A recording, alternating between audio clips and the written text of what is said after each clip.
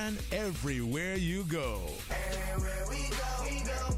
Everywhere we go, we go. Find it in the Google Store, the Apple Store, or use the link at www.radiocayman.gov.ky. Yes, now you can listen to Radio Cayman everywhere.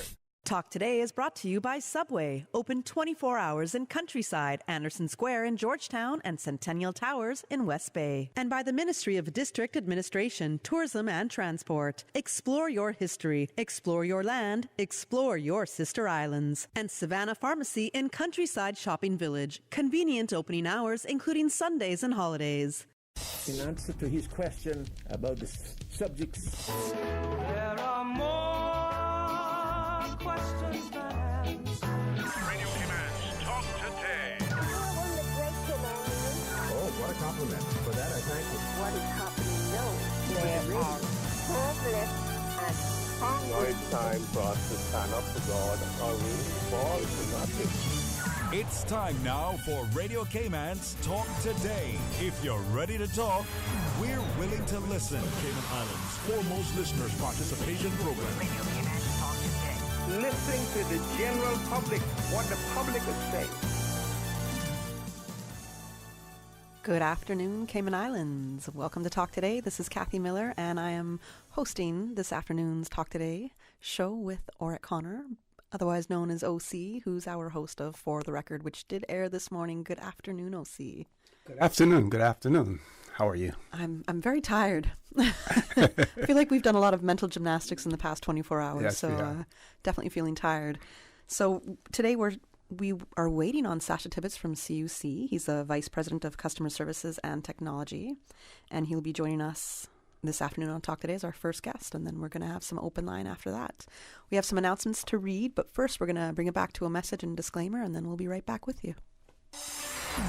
Radio Cayman's Talk Today, the Cayman Islands' foremost listeners participation program. We ask our listeners to avoid statements or comments which are abusive, derogatory, malicious, or defamatory. Do not use any indecent language or make any statement which is false or misleading. Email talktoday@candw.ky or call 1-800-534-8255. Courtesy of Live Communication. Let your voice be heard. Radio Cayman's Talk Today.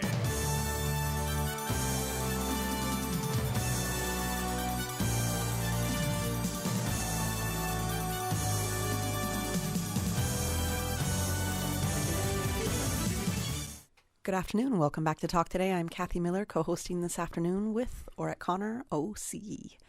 All right, OC, we got some messages for the people out there. Luckily, Tropical Storm Ida didn't do really anything to the Cayman Islands, at least to Grand Cayman. I know you got a bit of a report for the sister islands. You heard from Mr. Mark Tibbetts This earlier morning? today. Yes. So if you want to share with us what you were told this morning, and we'll get some of those messages out to the listening public. Well, we certainly, first of all, I want to say that, we were extremely blessed, to be spared any serious effects, from the tropical storm. The sister islands, they seem to have gotten stronger winds than we did here in Grand Cayman, Right. as well as the rain. Fortunately for them, the all clear was given around about 10 o'clock. I know that there were some residents over there who were a little bit concerned that the all clear had been given for Grand Cayman, but not for Cayman Brac and Little Cayman at that point in time. But that it was done as well. Mr. Tibbetts, the district commissioner, had nothing but praise for all of the staff over there, everyone, all of those persons who assisted, and huge amounts of compliments to them as well, really. And it's interesting because yesterday when we had Danielle Coleman of Hazard Management on and Shamal Clark from the Cayman Islands National Weather Service, well, Shamal's weather reports, when he was detailing what was going on, what was being forecast, it was the very little that the sister islands would be expecting, and it was mostly Grand Cayman that would feel the impact more so, or a greater impact with the tropical storm Ida. And then it just became the opposite in that sense. Mm-hmm. But with Tropical Storm Grace, it was almost the same thing. Like the sister islands were supposed to get a little bit more, and they ended up having less, and we got the brunt of it. Right, yeah. I was actually earlier speaking to a senior civil servant who's retired now, but has been heavily involved in disaster management while he was in government as well, and he had praises for the National Weather Service in terms of the predictions that were made, the estimation and everything, and the fact that they basically hit the nail right on the head. They got it correct in terms of the path after it made that shift yesterday and the path that it would take as well. So he was extremely complimentary of the National Weather Service as well. Right, and I'm grateful.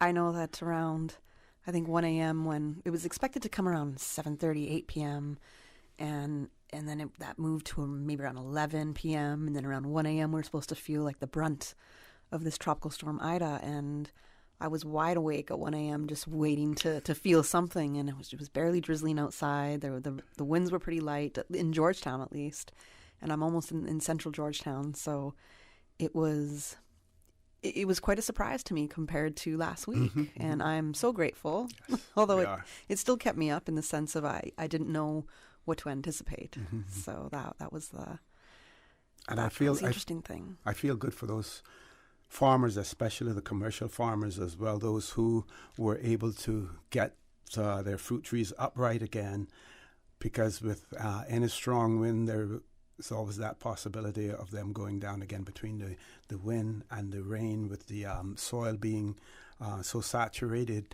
That there was that possibility as well. So I feel really, really happy, for them. I mean, even for the people who hadn't had the time to repair their roofs. Yeah.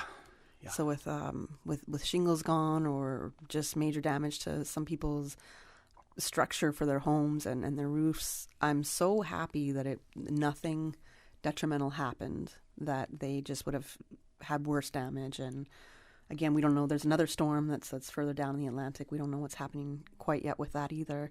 But with considering the debris that people still have hanging around, a lot of the trees that are, as you did say, uprooted, but some of them that are not quite yet uprooted, but they look like they could fall at any moment. We were really lucky that those strong winds didn't come through and do any further damage. Yep. Blessed, very fortunate, as Will Sinatra here at Radio Cayman would say.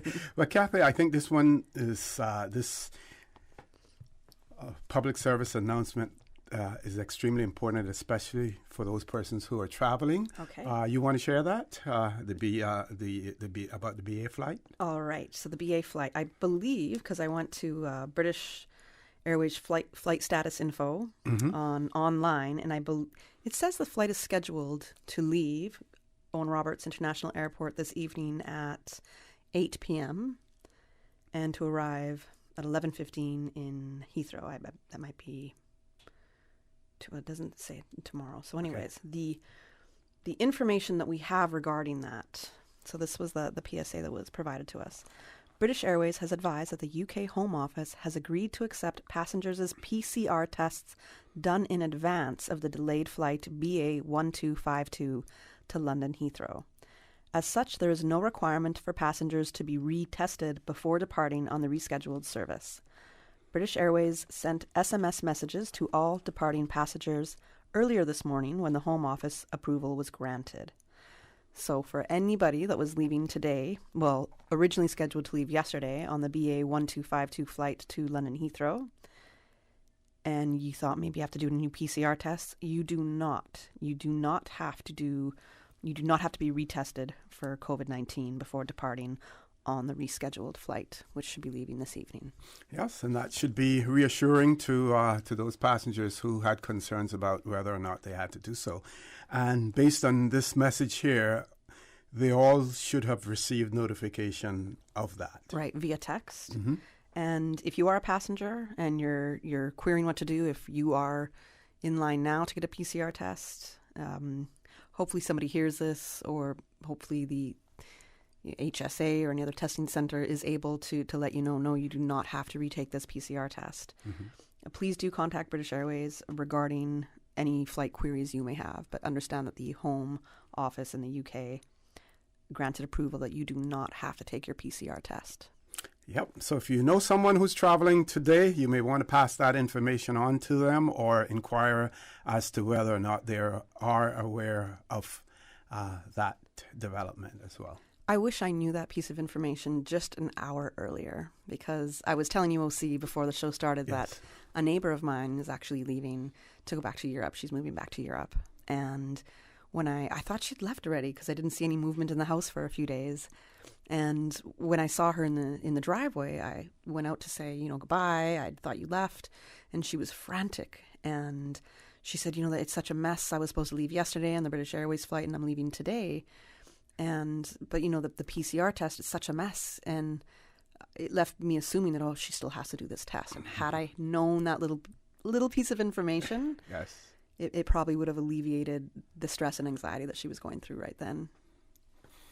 Yeah, and I guess it took some time because obviously they had to get BA had to get approval from the Home Office. Right. That probably had to be done through via the governor's office here in Grand Cayman for that request to be made to the Home Office for the variance of that. Absolutely. Yeah. And that PSA came through from the governor's office, so we know that they were working hard for everybody, that despite what was going on, despite not knowing what was going to happen with Tropical Storm Ida, that they worked hard to make sure people can travel, people can go about their daily, their business, their routines as smoothly as possible. So much thanks to the governor's office for ensuring that all travelers can be able to travel smoothly again and not have to worry about the PCR tests. Okay, I think we have one here also for and this may have been announced on Radio Cayman already, but want to keep the BRAC up to speed as much as possible. And it appears here that the post offices in the sister islands will remain closed today and tomorrow, and will reopen for normal business hours on Monday, the 30th of August as well. So for those in the sister islands, no post office opening today or tomorrow, will reopen on Monday, the 30th of August. All right. We have to go to a commercial break right now, but when we come back, we'll have some more messages and we'll be taking your phone calls. A caring and community spirit, cherished family and cultural values. These are some of the things that still embodies the Caymanian way of life in the Eastern Districts today. Savannah Pharmacy, your neighborhood pharmacy, located in Countryside Shopping Village, is delighted to offer products and services of real value. Whether it's catering to your family's medical needs or carrying apparel, gifts, and beauty products, Savannah Pharmacy provides you with more than just prescriptions. Remember, they're always just around the corner with everything your family needs and convenient opening hours, including Sundays and holidays. Savannah Pharmacy. For more information, call 946-3336. Freedom, Cayman Brac. Freedom, Little Cayman. Soft breezes, blue waters, no traffic. Unwind and rejuvenate your mind, body, and soul. Sister Island Staycations, a taste of freedom. Discover all that our sister islands have to offer.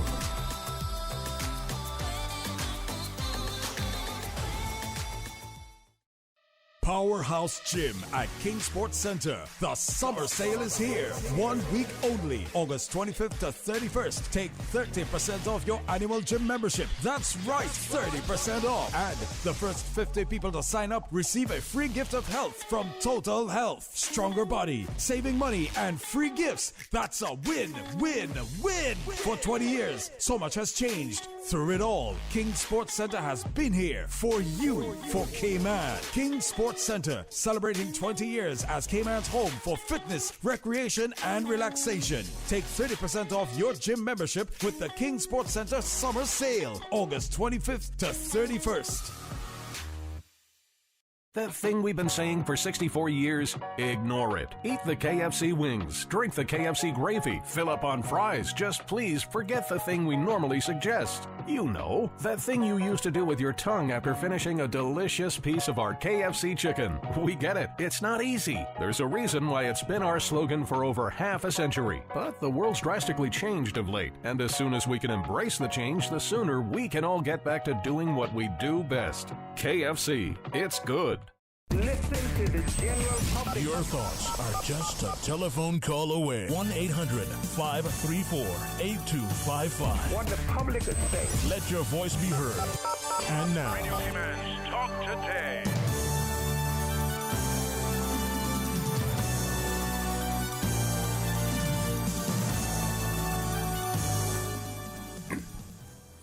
Good afternoon and welcome back to Talk Today. My name is Orette Connor and I'm co-hosting with Catherine Miller. Catherine Miller for filling in for Sterling Dwayne Ebanks. For those of you over in the Sister Islands, again, we want to keep you up to date. The Water Authority is also advising that in Cayman Brac, their offices will reopen for business on Monday at 8:30 a.m. So, Water Authority. And I'm just adding this part to this. This is not the Water Authority. But if it means that you have to pay your water bills, make sure you don't spend that money over the weekend. Hold on to it because then you'll have it for Monday as well. We are awaiting our guests in the studio. But meantime, there are lots of things that we can talk about as well. And Paul, what we can do is open up the phone lines if anyone wants to call in and have some comments over in the BRAC. If someone wants to update us and tell us what is happening now, we do know that at 10 o'clock this morning, the all clear was given for the Sister Islands as well. If it's anything but praise, for them over there. And I believe sometime this afternoon, the one of the helicopters will be going over to the BRAC as well to do some reconnaissance flights just to look at the potential or damage that may have occurred over there as well, Catherine. And that's that's also a natural thing. Usually what the regiment or the helicopters and the, I don't know if it's the police, but hazard management is a part of it, will do. They'll assess any damage or anything that has happened to the island by doing a tour of all three islands in that sense via helicopter and taking a lot of aerial photos and sharing them. So please give us a call, 1-800-534-8255, 949-8037, or 949-6990. You can also WhatsApp us at 925-3261. And I know I called on this gentleman yesterday in the BRAC, so I'm calling on you again, Mr. Raymond Scott, to give us that link and give us your report on how everything went in the BRAC and if that storm went or was projected, how the path of it, how it went as you had calculated it with us just in your head yesterday afternoon when we were on Talk Today with OC and I when you were discussing with us. So it was pretty amazing how you were able to figure out, given the coordinates and given the direction that storm was moving in, you pretty much were able to pinpoint when that storm was coming. So Raymond Scott, if you're out there listening, or if anybody out there is listening that can get in touch with Mr. Scott for us, please let him know to give Radio Cayman's Talk Today program a call. Yeah, of course, another island that could be impacted by the tropical storm would be the Isle of Youth in Cuba, Isla de Juventud. And we also want to say and, wish for them safety over there as well, that they stay safe and don't sustain any damage at all. So we want to keep them in our prayers. Also, we will see more attention now being placed on the tropical storm itself because it is now heading into the U.S. And while we do rely and we depend on reports from the U.S. Weather Service and NOAA and everyone, we also have to recognize the fact that when any sort of disaster is heading their way, then they give more priority to it than they do when it is not a threat to them, which is understandable, but sometimes it is unfortunate, even though I believe even with this last system that we had, that they did realize early that it would eventually be hitting there. So that's it. I believe you have a phone call. We do. I think we have 3 phone calls. Oh, okay. And so we'll take the first caller right now. Good afternoon. Thank you for calling Radio Cayman's Talk Today program. Good afternoon. You were asking for me. And I love how I ask for you and you call. So I hope it's you listening, or again, somebody else relaying that message. But I just like that. That's great. Thank you so much, Mr. Scott. How are you doing this afternoon? Yeah, it's okay. Good afternoon to all of you there, doing a great job keeping the public informed, and to all our listeners.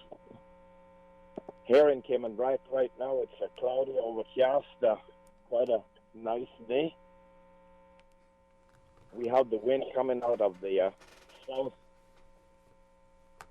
gusting up to about 20 knots, about 20 miles an hour from the south. It's very rough on the south side of the island. Sea is running up to about 8 feet outside the reef coming in. And on the north side, it's just a light chop. We can see the seas are coming from the northwest, which that's the backlash from the storm that is going down toward the northwest. And I was up until 3 o'clock this morning doing observation. I reported to Radio Cayman just about every hour on the hour.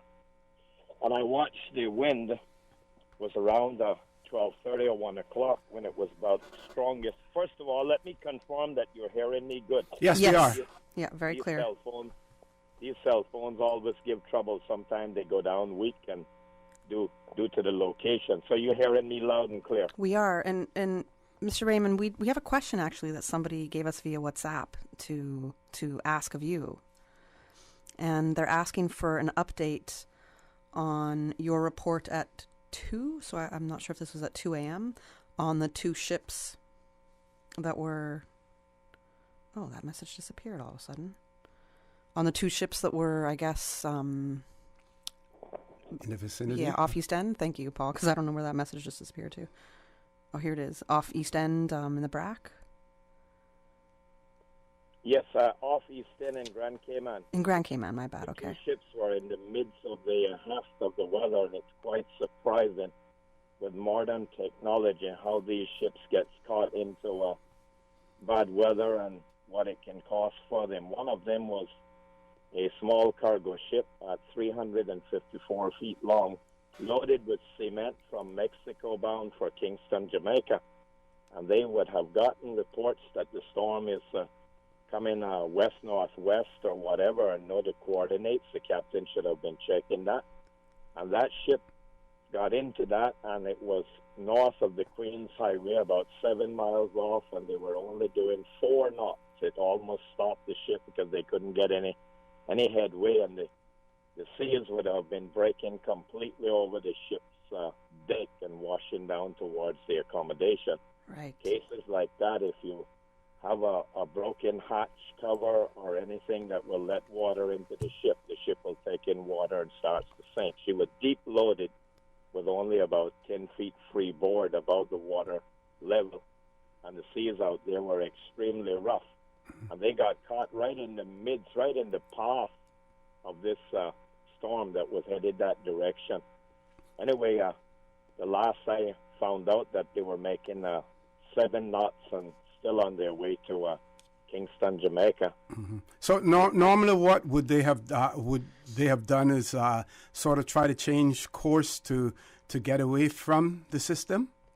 Yes, I have been doing that in the past. I have been the maritime advisor and telling captains what I want them to do to keep out the way of danger, out of harm's way, to alter course. They should know that themselves, being captains of ships. But many times over the years that I've been doing this, I've been having to be the advisor for the captain to alter course, to go to port or starboard to avoid approaching hurricanes in this area. And in that case, Mr. O.C., they should have, when they left from Tampico and was coming through the Yucatan and got around the west end of Cuba and seeing this storm, what it was, and they should have came straight up, set a course to pass north of Cayman Brac instead of between the 2 islands. Go to the north of Cayman Brac, but their It depends on the captain's decision or what the charterers recommend. The people that got the cargo of the ship that was probably carried for the Jamaican Cement Company in Kingston, but what the charterers request on what route you take. But it's left for the captain. The ultimate decision is his as Yes, the master of the vessel, yeah? No matter what the owners tell you to do, if you think that your crew or yourself is at any danger of the route you're traveling, you can alter course regardless of what they're saying. They can be at home drinking whiskey and relaxing, and there you are out there risking your life, right? Yep. And everybody else who falls under your charge. Yes, sir. And following that, there's another 600-foot long tanker, brand new. She took the same path, and that was only doing like 7 knots, reduced speed because of the rough seas. That tanker was empty coming from Mobile, Alabama, bound for Trinidad, and it's named after a big port in Trinidad named Point Lisas, Trinidad. That's where it was headed. So she got some heavy rolling and pitching. That was an empty tanker, 600 feet long, like the Rubis tanker. So both of them went right into this weather, and suppose if it had increased into a hurricane with massive seas, the big tanker would have survived it, but that small cargo ship could have sunk, carrying 15 crew members down with it. That easily could have happened, but that had turned into a strong hurricane off of Grand Cayman. So they are the risk, and these small ships are plowing the oceans like Caymanian seamen used to be on small ships. Like my brother, Captain Radley, and Captain Adley used to go on journeys on those small freighters, and that freighter is just around, a little bigger than some of them. But we here be at shore and sleeping in the night, and there are seamen transiting out there when these cold fronts are on and bad weather. And you would be amazed how many small ships are pitching and rolling. Can't even keep a pot on the stove that they roll down so much. You know, they got to have guards on top of the stove so your pot doesn't roll off. So that show you how much they roll and pitch in the bad weather. I think I've seen enough movies where that absolutely terrifies me, and I don't even want to be in the water if there's a little bit of waves. The perfect storm. That movie. That was something else. You know, I admire the seamen who do go out and that's the living that they make. It takes a lot of no fear really, and a lot of faith, and a lot of guts. So we have to go to a commercial break right now, Raymond, but thank you so much for calling in and giving us an update. And then once we come back from the commercial break, we do have another caller, and we also have Sasha Tibbetts from CUC on the line to speak with us. You see how hard it's raining? Yeah, and I don't have time to fight traffic and get my lunch from Subway. I have so much work to do. Why don't you order Subway by using the Let's Eat or Bento app? Save time, stay dry, and get your sandwich fast. I never thought of that. Great idea. I'm going to order now. Order me a veggie pizza while you're at it. And a cookie platter for the office. Too busy at work or home? Is the rainy weather stopping you from dining out? Order your favorite Subway sandwich, wrap, or pizza through the Let's Eat or Bento app with fast and reliable delivery. Subway, eat fresh. Busy, busy, busy. Feel like there's not just enough hours in the day. Savannah Pharmacy, service to make your life easier. Now you can WhatsApp your prescription order to 929-5045. And pickup is just around the corner with everything your family needs and convenient opening hours including Sundays and holidays. WhatsApp your prescription order to 929-5045. Savannah Pharmacy, wholesome values with modern conveniences.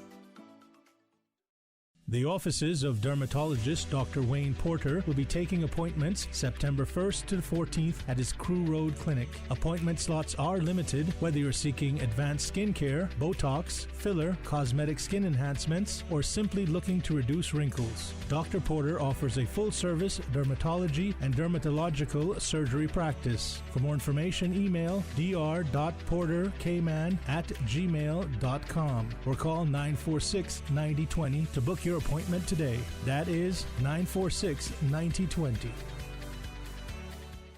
When I was growing up in Cayman, Sundays was always a big day for our family. Everyone would go to Granny's house for Sunday dinner after church. Even today, I can still smell the aroma of all the delicious food we used to eat. especially the hot, fresh baked bread smothered in butter, topped off with our favorite pan cheese. These days, I don't have enough time to cook and bake, but I do my best to carry on the Sunday tradition of family meals, and being able to get hot, fresh bread with no preservatives or additives from Caribbean Bakery is a big help for me. Shh, don't tell them, they still think I baked it. Caribbean Bakery, now delivering every Sunday to McGrath's grocery store in Eastern Avenue and Marina Drive. Caribbean Bakery, made Cayman fresh. Radio Cayman News. Shortly before midnight, we started to experience the peak weather conditions from Tropical Storm Ida. Here on North Side now, the ocean is roaring. There is some flooding around low-lying areas of Little Cayman. At 6 a.m. this morning, for the all clear will be issued for Grand Cayman. Radio Cayman. Your voice, your choice for today's biggest news. Talk today. But I do have some questions. Talk today. Cayman Islands' foremost listeners participation program. Listen to the general public. Your thoughts are just a telephone call away. 1-800-534-8255. What the public is saying. Let your voice be heard. And now, Radio Cayman's Talk Today. Good afternoon. Welcome back to Talk Today. I'm Kathy Miller, co-hosting this afternoon with OC Orette Connor. And on the line, we have Sasha Tibbetts, VP of Customer Service and Technology for CUC. Good afternoon, Sasha. How are you? Good morning. How are you all doing? Is it morning for you still? Fine, Sasha. How are you? I'm good. Good. Afternoon. We're doing pretty well over here, I would say. Thanks for. Yeah, I think we all got a little bit of a lucky evening last night. We did. We're very blessed and fortunate with how Ida turned out to be for us, because last week with Tropical Storm Grace, we know it was a completely different story. Complete absolutely. 180 in those situations. So thanks for taking the time to speak with us. And well, we know that Ida didn't do too much, but considering, so we're going to talk to you more about Tropical Storm Grace and what CUC had to go through with recovery efforts. But considering that you guys are still going through the recovery efforts with that, when Ida came up, what were the most important things you had to take care of and that was on your mind when it came to ensuring that we had power? Sure. So I guess maybe it'd be worthwhile discussing what we do in all instances, which is, we have a fairly exercised preparation plan that we developed around the time of Hurricane Ivan, and we drill it every year, and we also drill it for every storm or near miss that we get. And so there's a long list of things that we do, from making sure that debris is secured to making sure that shutters are up, making sure that we have supplies on hand to facilitate restoration, which is actually more something that we do before hurricane season. So we increase our inventory for things as much as we can. There's obviously a limit to how much we can stock, but we manage a lot of our ordering so that we're at our highest stock levels for hurricane season for that purpose. We park our vehicles in strategic locations to facilitate response, and also to make sure they don't get flooded if there are storm surge. Right. And also we prepare sort of our response teams and staff rosters so that when it is safe to go out, one of the first things that we have to do is figure out what, if anything, has gone wrong. Fortunately, last night that was a short process. But after Tropical Storm Grace passed us, we had folks out on the road in trucks looking and determining what damage we had to deal with in advance of actually being able to do so. We can't put staff in the bucket trucks up in the air to make repairs while the wind is blowing, even at low levels, 30 miles an hour. It's just not safe to put somebody up 70 feet in the air on one of those booms. It's just not stable enough. And so we have to wait for the winds to subside, but it's certainly safe enough to go out in trucks and look around, provided that, the roads are clear and so on. and see what damage is to be done. So after Tropical Storm Grace, we spent probably the first 3-4 hours doing that and sort of planning out what were the critical structures we needed to hit and make repairs on first, where the big damage was. And in general, we went about the restoration, which was a little bit more lengthy than we had initially thought it would have been, but I think everybody could see that there was some significant damage to address. If I could ask a question, Sasha, the CUC also have to wait until the all clear is given before you can begin any repairs, at least, or even just to assess the damage that's out there? No, and I think in fact, to some extent, we play a part in the role of calling for a public all clear, because we're doing that damage assessment and risk assessment. Is this street safe for people to travel down, or are there wires and poles that are blocking it that are causing hazardous conditions for it to become a public street again? So we play a role with that, and we're in touch with, as are all utilities actually, in touch with the hazard management team throughout the storm to sort of make those decisions, which is primarily made by them on a safety basis, as it is with input from us and several other parties. Is it frustrating for you and your team members when you see unnecessary traffic and people out on the road when an all clear has not been given yet and you're impeded from doing the necessary job that you need to be doing to help restore power? If there's a lot of that, yes, that can be frustrating and things can get in the way. I think what we find is usually there's not a high amount of traffic and it's more concern for those individuals' safety. And I think that the bigger issue is, if somebody goes out like that and perhaps they're just looking around to see what's happened, almost on a just a curiosity basis, and something happens to them in that process, well, they are unnecessarily taking public resources away from other by putting themselves at risk from other perhaps more important tasks, and that's unfortunate. But that it is what it is. People will take risks, and sometimes I guess people have emergencies of their own, and they make their own informed decisions, right? Right.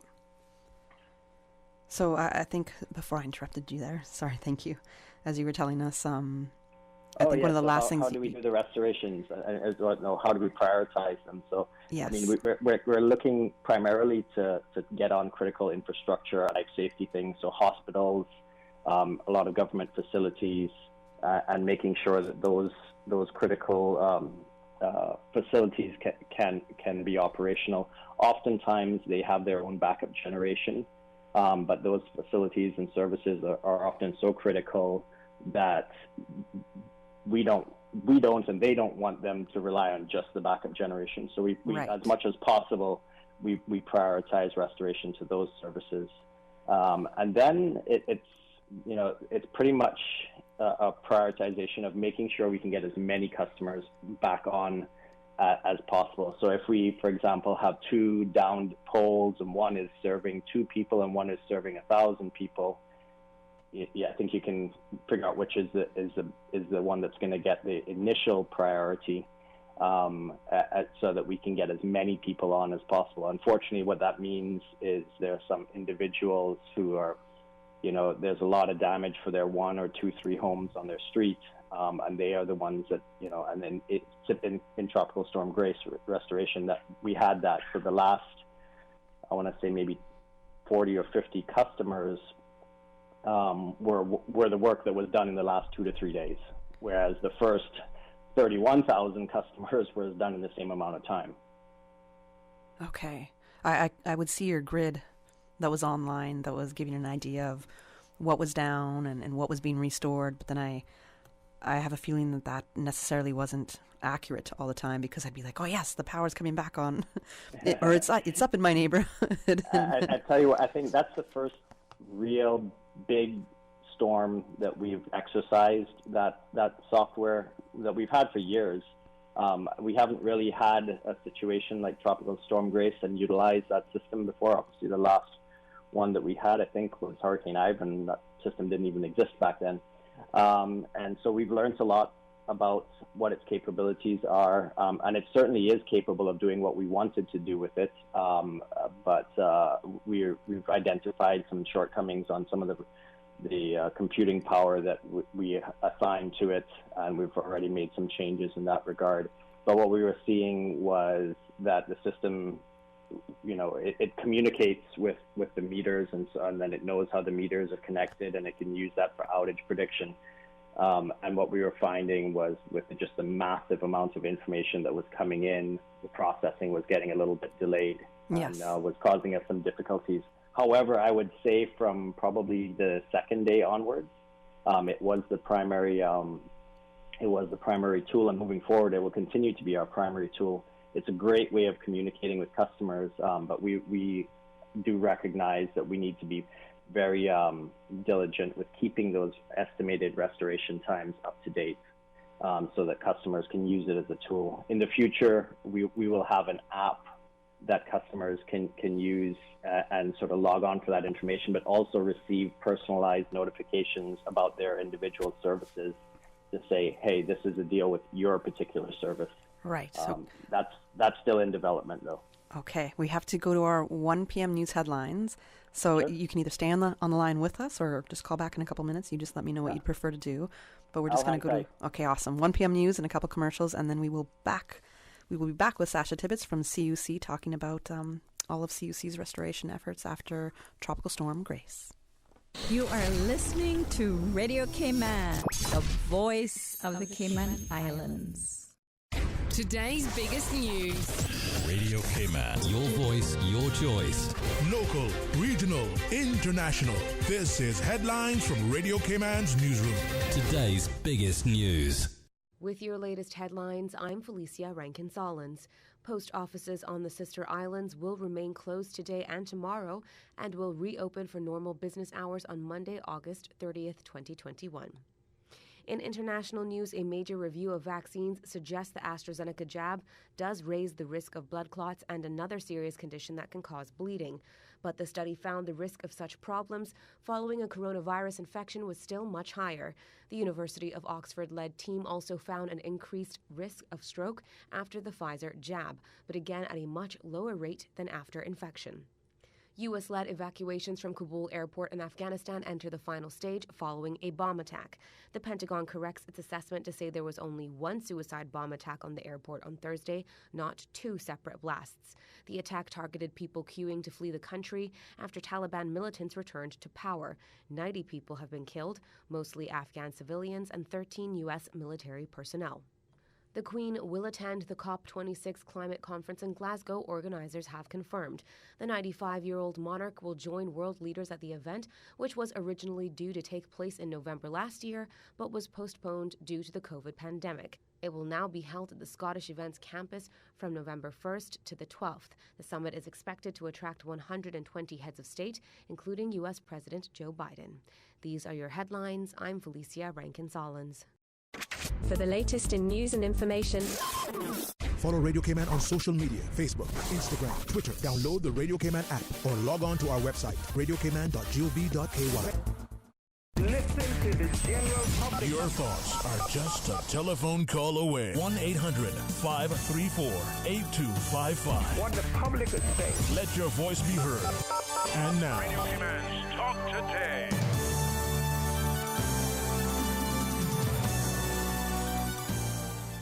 Welcome back to Radio Cayman's Talk Today program. I'm Kathy Miller, co-hosting today with Orette Connor. And on the line, we have Sasha Tibbetts, VP of Customer Service and Technology at CUC. Welcome back, Sasha, to the show. Thank you. All right, thanks for hanging on with us and for joining us this afternoon on Talk Today. I really wish you could have been in studio with us today, but we're going to keep you on the phone for as long as we can this afternoon.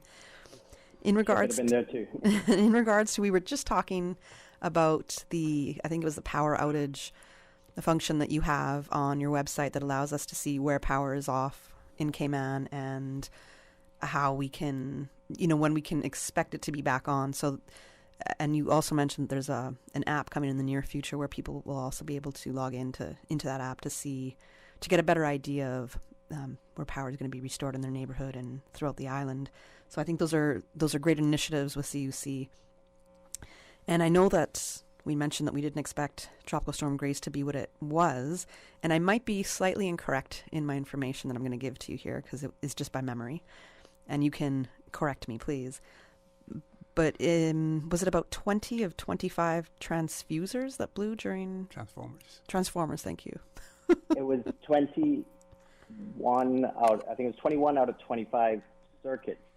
So we have 25 circuits that feed the whole island, distribution level circuits that feed the whole island. In simple terms, it's the equivalent of, if you open up your breaker box, each one of those little switches is for a circuit within your home. Yes. So that you could think of those circuits that CUC has like a much larger and way more complex breaker box. So when we count the number of circuits, it's the number of breakers that have tripped offline. And so that process, there were some rumors going around, and we tried with social media to address them, both for Ida and for Grace. CUC does not sort of schedule any shutdown whatsoever. What we typically will do is we will let the system run throughout the storm. However, what ends up happening invariably in a significant storm is that there's damage to the system, whether it's a tree that's impacting a line and causing the lines to short, or a pole breaks and falls or something like that and causes the lines to short. And those breakers on those circuits, just like in your home, if there was a short in your wires, they open automatically to prevent a risky situation from occurring. So if you were one of the lucky customers on the 4 circuits that rode the whole storm out, you didn't lose power. Right. But that was a very small portion of the network that remained online. And for the entirety of the storm, we had generation that was running to serve. Well, that was just that small amount of load from the 4 circuits out of the 25, and they were actually fairly small circuits as well. So, our generation plant is designed to survive a Category 5 hurricane, and we can operate in that way. And in fact, if we were fortunate to have underground cabling, arguably we would be able to provide service throughout a storm to most people. Unfortunately, Grand Cayman doesn't have that infrastructure because of the cost of it. But most recently, we have been discussing that for perhaps some of the more critical, and particularly industry and business loaded circuits, so that at least, we could, if we were to make that investment, we could have more continuity of service for the business districts. Mr. Tibbetts, OC here, you hit the nail right on the head, because Kathy and I, before we went on air, were discussing this, and 17 years ago that conversation was on the table about underground transmission, and of course, like you said earlier, cost was one of the factors that made it prohibitive. But if the investment had been made 17 years ago, we know that many developments, new developments have come online since then, and we expect more to come as well. Wouldn't you have probably recouped your investment by now if we had taken that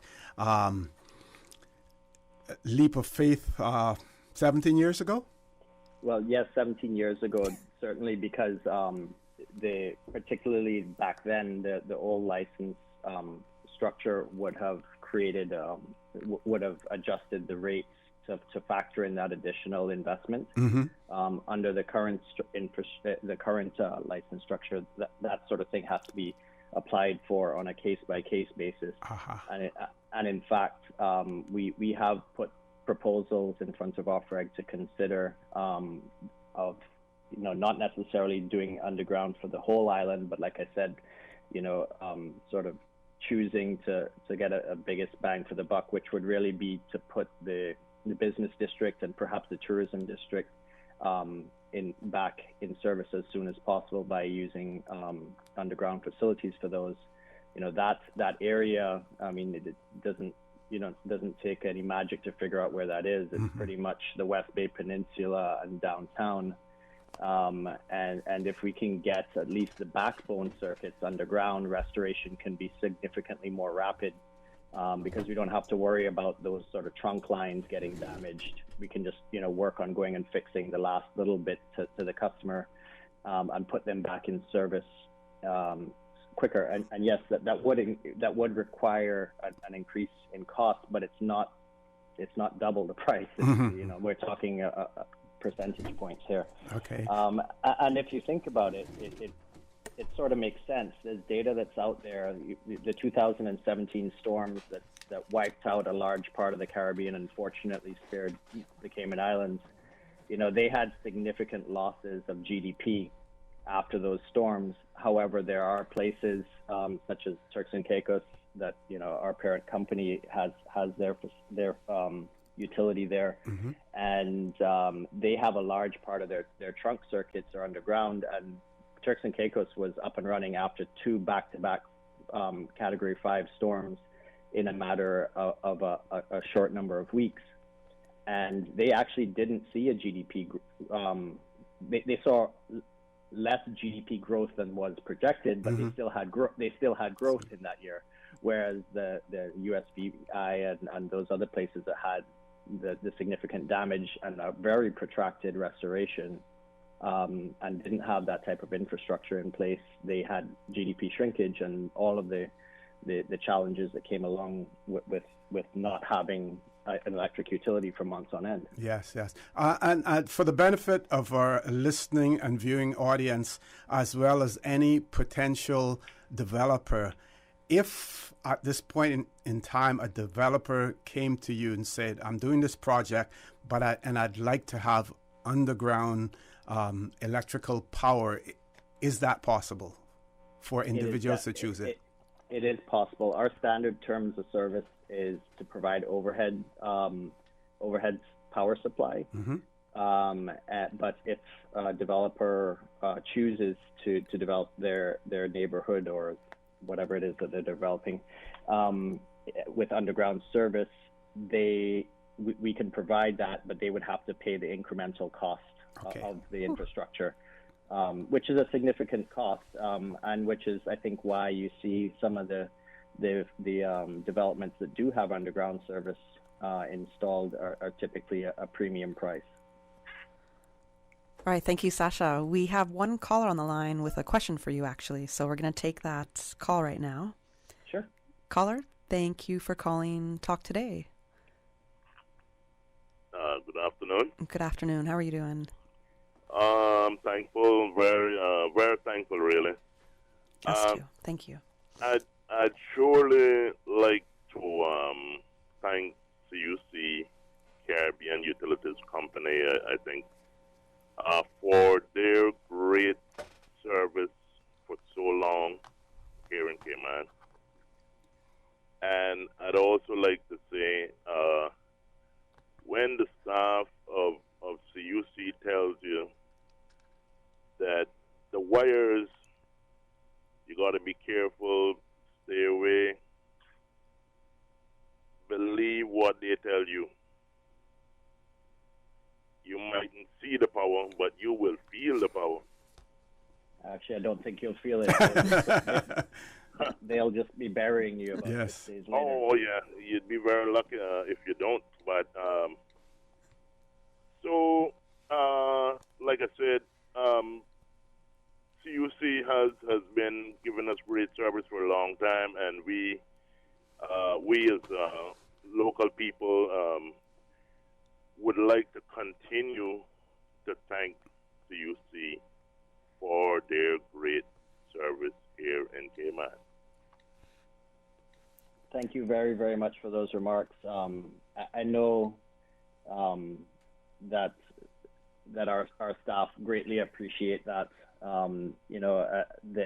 What I've seen time and time again, particularly in these storm situations, is how much pride our staff take in serving our customers, and particularly when the service is out, how much effort they put into making sure that our customers can get it back. I mean, we had a number of staff over the last week running 12 to 16-hour days, 5-6 days in a row until the last customer was on, and we were running 24 hours a day field operations, where normally that's just a day shift type of thing. And I too would like to take the opportunity to thank our staff again for performing in that way, because they are what we are, and they make the company what it is. So and thank you for your remarks, and thank you to the staff as well. Yes, sir. One more thing, if you don't mind. Sure. I love CUC, and I'd like to say I still believe in the power. Thank you for that. I do as well. I'm very proud to work there. Yes, sir. Have a wonderful day, sir. Same to you. Okay, sir. Thank you, caller. Thanks for the comments. That was really kind, and I think that's a resounding echo that we can hear all throughout the Cayman Islands. People were very grateful for the efforts that CUC put in after Tropical Storm Grace, and we didn't really expect what happened to happen with us.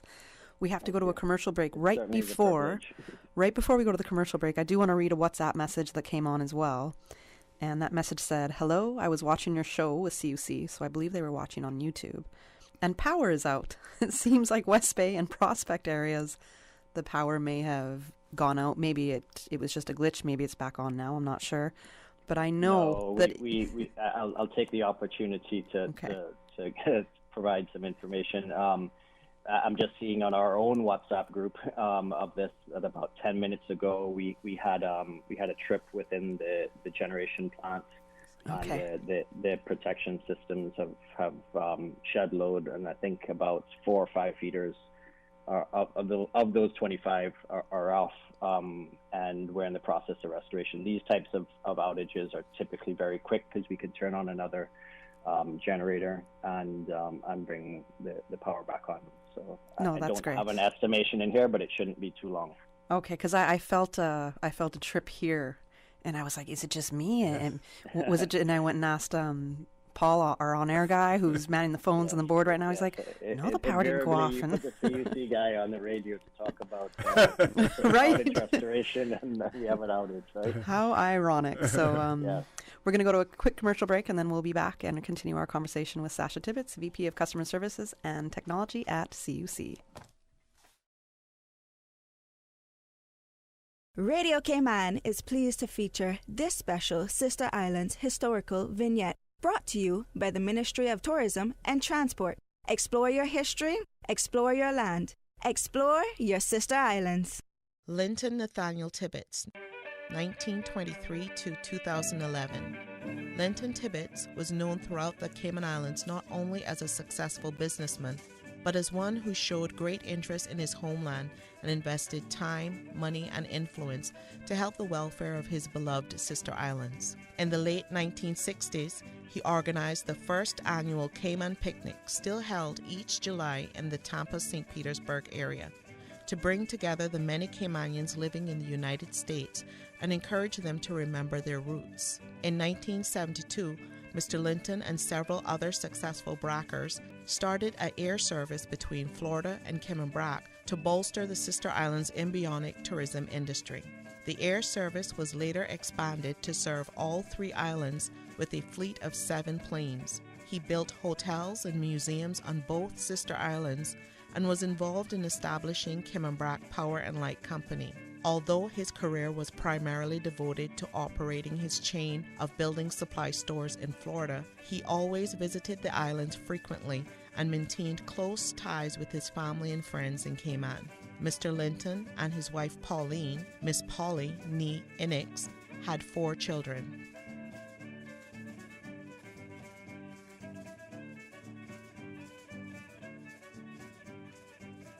Radio Cayman is pleased to feature this special Sister Islands historical vignette, brought to you by the Ministry of Tourism and Transport. Explore your history, explore your land, explore your Sister Islands. Wouldn't it have been grand if you had purchased land 30 years ago? It may not be 2020, but a perfect vision has never been more clear. Cayman Brac and Little Cayman, poised for growth with an eye on the future.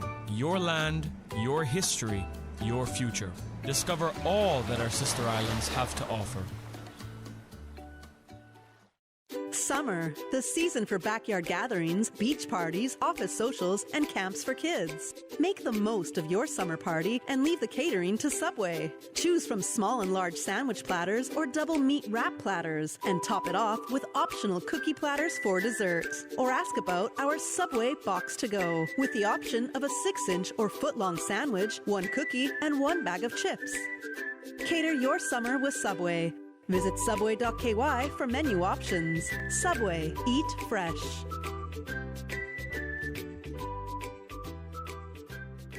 Do you know that conditions may change suddenly in an emergency and you may have to leave at a moment's notice? When a hurricane threatens, you should have a grab-and-go survival kit. This kit should include your personal identification and other vital documents, which should be sealed in a watertight pouch or container. For more tips and information, visit the Hazard Management Cayman Islands office or caymanprepared.ky. This hurricane tip is brought to you by Hazard Management Cayman Islands and Radio Cayman 89.9 FM. Listen to the general public. Your thoughts are just a telephone call away. 1-800-534-8255. What the public is saying. Let your voice be heard. And now, Radio Cayman's Talk Today.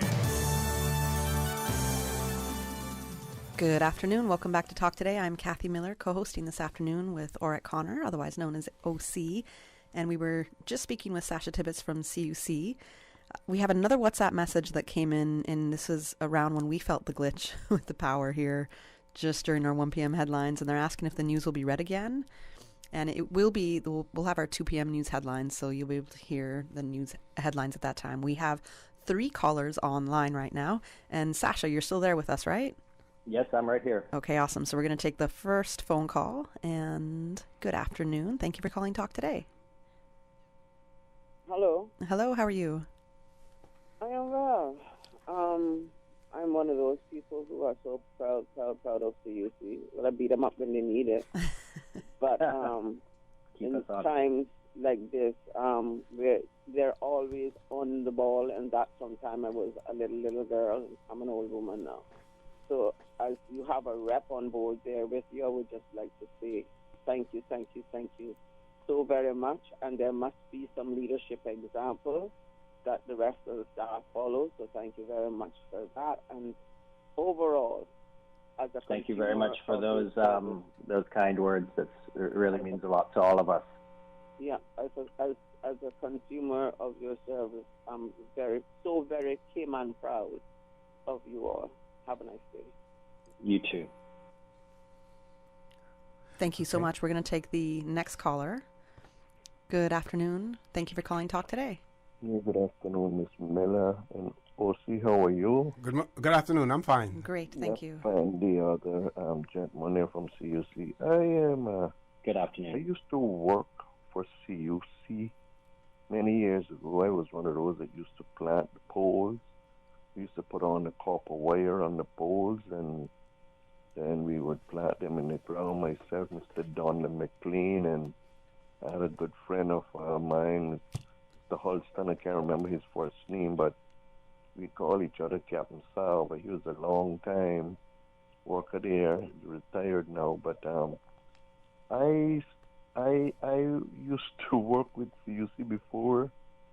They even came to Cayman, and let me put it this way, that you can understand. There was a man called Mr. Pedro Echenique, and he used to put the little switch on in the evening with the fiberglass pole and turn on that meter. In those days, we had to walk with a smoke pan to kill the mosquitoes from eating you, and then at 8 o'clock or 9 o'clock at night, he would pull that switch again and cut them off. And then he started working with CUC when he came here. CUC is a great company, a great staff, although right now where I'm at, we don't have no current. CUC is off. We don't know why, but maybe you could find out for us and let us know. But at the Eastern District, they're off, and some down in Sound Road is off too. But CUC got a lot of hard-working gentlemen, and they are on the ball once you call them around the clock. And just as I spoke, maybe they heard me, and the current has just come back on. So great news for that. But congratulations to you, sir, and may CUC continue with the great work that they're doing, because they have good men working there and good people that and used women to work there that has retired, you know. So I'm thanking CUC for that. Thank you. Yeah, thank you very much for those kind words. I'm glad to hear your power is back on. I was actually just going to add that I've been seeing that the restoration has already started, and some customers are getting receiving electricity again. So we knew it was going to be a short one, so it's good to see that that's coming through. Wonderful. Thanks for updating our listeners, because we've been getting a few messages saying, well, my power's off too. So keep updating us when you get that information coming through. Actually, it just came through. All customers are restored. So excellent. Total outage time is about 20 minutes. Okay, excellent. Thank you. Yeah. And we have another caller online. Good afternoon. Thank you for calling Talk Today. Thank you. Good afternoon. How are you doing today? Good afternoon. I'm very well, thank you. I'm calling in reference to probably, actually, I'm not sure if it's a customer service issue or what it is, but I'm in the process of building a house, and of course, being a layman in these things, I don't know the difference as to how transformers are supposed to be placed on a concrete pad. So as it turns out, the transformer was put on my land, but the green transformer-looking box was placed facing my neighbor. So basically, I can't they're telling me that I can't put a fence between my neighbor and me because of this. So I've been emailing various people, and I'm not getting anywhere in regards to straightening up that transformer such that it'll actually face the street rather than my neighbor. So it doesn't even face towards my side of the property, it faces towards my neighbor. So, right. And they're telling me that whenever these, I guess, meter readings or services or whatever you all do on a regular basis for these transformers has to be done from my neighbor's side. So that means it's going to affect him too, because there's a buffer of a few feet that needs to be left all around these pads. Yeah. So your main interest is how do you get a fence up? No, my interest is how do you get this box to face the street rather than my neighbor so that I can put up my fence. I think it doesn't really matter what direction it faces, because we need to be able to have access all around that transformer. I don't know the exact offhand the amount of radius we need, but it's a few feet. No, your guys are telling me that it should face the street. That in the past, some of these were placed incorrectly. Mm-hmm. So if they were put incorrectly, I mean, it should be made correct at some point, especially if it's affecting the way we can actually put a fence. Yeah. So typically it does face typically it would face the street, but it doesn't have to. That really is a function of the way that what the pad that it sits on top is called a vault, and that's where all the cables come in from underneath. And so it really is a function of how that is placed. But I don't know enough specifics about your situation to go any further. But I would recommend that you email us at service@cuc.ky and put in what your concerns are, and we can look at it and do whatever we can. That's why I'm calling you, because I'm kind of at the end of my rope. I've been emailing and all these things, and I just get kind of get the runaround and no action. So I'm what am I going to do if I put up my fence? If I put up my fence, which is significantly further than the pad, then the neighbor, I don't know how that's going to affect the neighbor. Right. I really don't know. I mean, then I guess So you've emailed our customer service already? I have several people. Ask them to escalate it to the manager, because sometimes these particularly these chat. No, it's not me, but the manager in there is very helpful with these sort of things in finding out what are the options. But in general, for all of our customers, yeah. So for all of our, if you're not getting the response that you're looking for, you feel like you're not being treated correctly, you can always escalate to the next level. And we'll do what we can. In some instances, there's not much we can do. We do have to have access to maintain these things. No, I understand. But if there is something that we can do, we will do it. Yeah, I understand that you have to have access. I don't have a problem with that. Yeah. But the problem is that it's affecting how, what the fence that I can put between me and my neighbor. That it shouldn't affect me, right? Right. This is a CUC thing, and it should face the street. Usually we do place, and my neighborhood has them as well, underground service.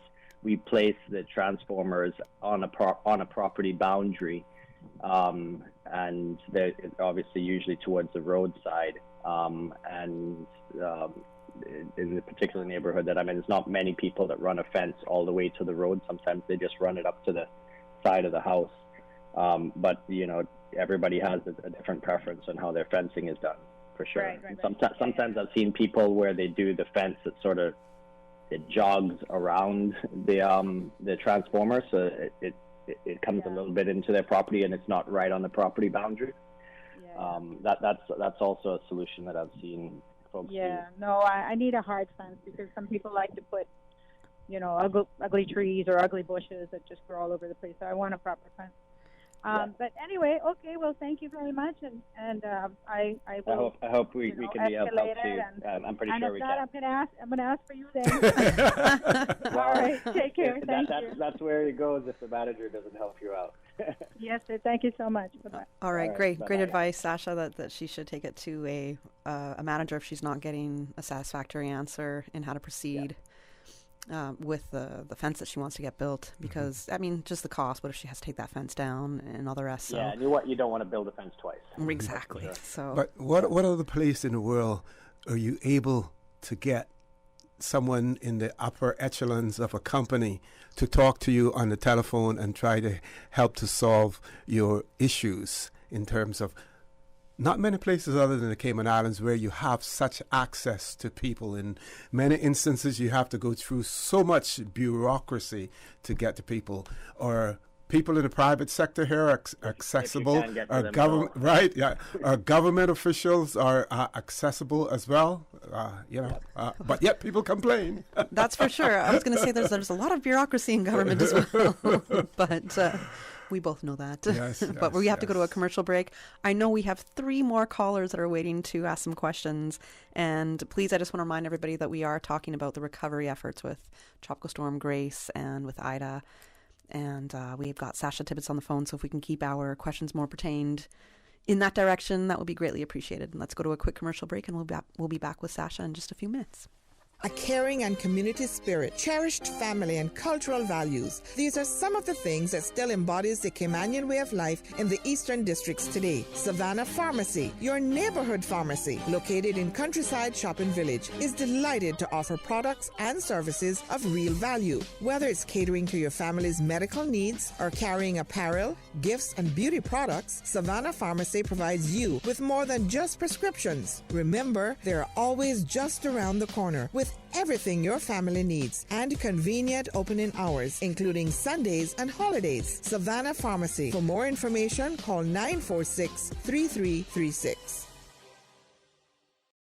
46 years of affordable, dependable, quality furniture is what Tomlinson Furniture has been giving the Cayman community. Come celebrate their anniversary with them. Sale starts Monday, August 23rd through to Tuesday, August 31st. Huge savings on everything in stock, including the mattress gallery. Never seen prices like these before on bedroom sets, solid wood chests, dining sets, TV stands. Spin the wheel with each purchase for a chance to win instant cash back and other prizes. No setup fees, delivery island-wide. Great looks, best prices, always. Tomlinson Building, Walkers Road. For the first time in over 45 years, the University College of the Cayman Islands is having an Alumni Homecoming Gala Dinner on October 28th. The event highlights the kickoff of the UCCI Alumni Network, a community of professionals helping the university and one another. If you're a UCCI graduate, join the network today and let your fellow classmates know about it. Visit ucci.edu.ky/alumni and come give us a hand with UCCI's first ever homecoming. The Cayman Islands Chamber of Commerce Pension Plan. We're here for you. We are a non-for-profit member-centric plan with a democratically elected volunteer board of trustees representing all sectors of the Cayman Islands economy. Chamber Pension has an all-in expense ratio of 0.72% over 16,000 members, $430 million in assets under management. We were the first multi-employer pension plan approved by the regulator in the late 1990s. And today, we are still strong, secure, and are here for employees and employers alike. If you would like to join or request further information, visit chamberpension.ky. And for information as it happens, follow us on Facebook, LinkedIn, or Instagram. Email admin@pensions.ky or call 745-7630. The Cayman Islands Chamber of Commerce Pension Plan. We're here for you. Listen to the general public. Your thoughts are just a telephone call away. 1-800-534-8255. What the public is saying. Let your voice be heard. And now, Radio Cayman's Talk Today. Welcome back to Talk Today. I'm Kathy Miller, co-hosting with Orette Connor, OC, and we have on the line with us Sasha Tibbetts. We also, from CUC. We also have two more callers, but Sasha only has 10 minutes left with us. So with those calls, I'm going to ask you to be, please, as brief as possible, because there's still a couple of bits of information we need to get from Sasha in regards to the relief efforts with Tropical Storm Grace that had passed last week. So we'll take the first caller. Good afternoon. Thank you for calling Talk Today. Yeah, good afternoon to you and the panel that's with you. Good afternoon. Good afternoon. Thank you. I'd like to, Mr. Tibbetts, to take note of what I'm saying. I live at 362 Conch Point Road, West Bay. I came through here, if my memory serves me right, in 2004. There was a coconut tree that was just a few feet off of the CUC, or my pole actually, because I paid for it. And when I came through here, that coconut tree pound against that pole. Must have been 2 hours, all kind of sparks, all kind of electrical. It even gave me a problem with one of my circuits inside of the building. I had to get it checked out after. Now, at that time, there was another coconut that dropped off of my tree into the neighbor's property. That coconut tree grew up after 2004 into their property, into a big coconut tree. That's almost 19, 20 years ago. I have called CUC numerous times about trying to do something with that tree. The neighbors, the lady died, and the gentleman, I think he's somewhere in Tampa, no one seems to be able to make too much contact with them. However, when the last one was coming through, Grace, 2 days or 3 days before, I spoke to that gentleman in CUC. Nothing has happened. That tree needs to be removed. I say this for what it's worth. I am not really expecting anything because I've called for so many times, and that tree is still there. The pole that CUC planted there, the first coconut tree into I-1 beat that pole. That pole is not even standing up straight anymore. It's lean. So I don't know what's going to happen, but you take note of that. 362 Conch Point Road, and thank you very much for listening to me. All right. Thank you, caller. We hope that is resolved for you. And let's take the next call. And please remember to keep your question brief so that we can wrap up with Sasha before he has to go. Yes, I can make my question brief. Thank you. Pleasant good afternoon. Good afternoon. To you all. Good afternoon. Yeah, and I know you have CUC on there. I need to say a big thank you to CUC for getting electricity back to customers so quickly after the passing of Tropical Storm Grace. Thank you. But You're very welcome. But now I have a problem. Speaking about underground transmission, I live in a subdivision off a Crew Road, and when I bought this property in 1981, there was no Linford Pearson Highway. It was just all bush. And then when they opened up, my house happens to be the one closest to Linford Pearson Highway. And my concern is about those two big, humongous light poles that they have close to my yard. Only last night I was looking after them and saying I hope no storm doesn't come. Because if a storm ever comes from that way, from the southeast, I would call it, or southwest, category 5, I know those two light poles are coming straight into my yard. And there's also the possibility of accidents because people use the Linford Pearson Highway for a racetrack at night. And if any of them hit, they have a little guardrail there, but that guardrail is not high. It's nothing there. I could step over it. So I'm wondering, when they were speaking of underground transmission, if something could be done to remove those two light poles. And I mean, they're humongous. Yeah, so the transmission line that runs down the Linford Pearson Highway is part of what we call the Eastern Transmission Loop, which is very long, runs all the way up to Frankstown Road, goes back to Rum Point, and then it comes across the Northtown back to our plants.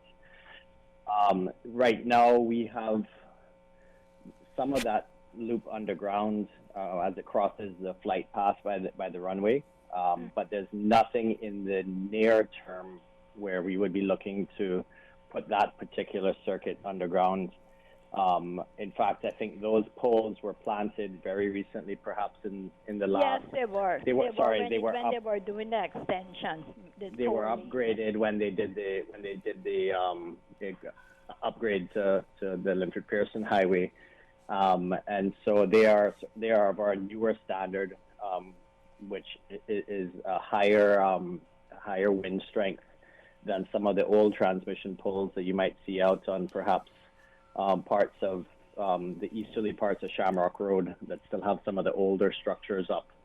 And so while none of it is immune to being blown over or damaged. But can we say that if we get a category 5?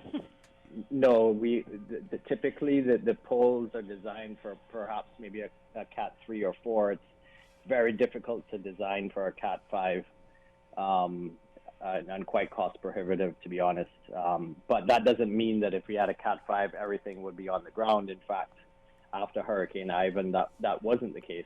But they weren't there with remember, they weren't there with Hurricane Ivan. Right. Yeah. I mean, it is a challenge with overhead infrastructure that it is susceptible to very strong. Yeah, I understand. It's about as much of a risk, I think, as having a tall tree right there as well. No, but all of my tall coconut tree that was there, you all took that down. Because I had a tall coconut tree right there, and CUC took that down when they were widening the road there, extending it.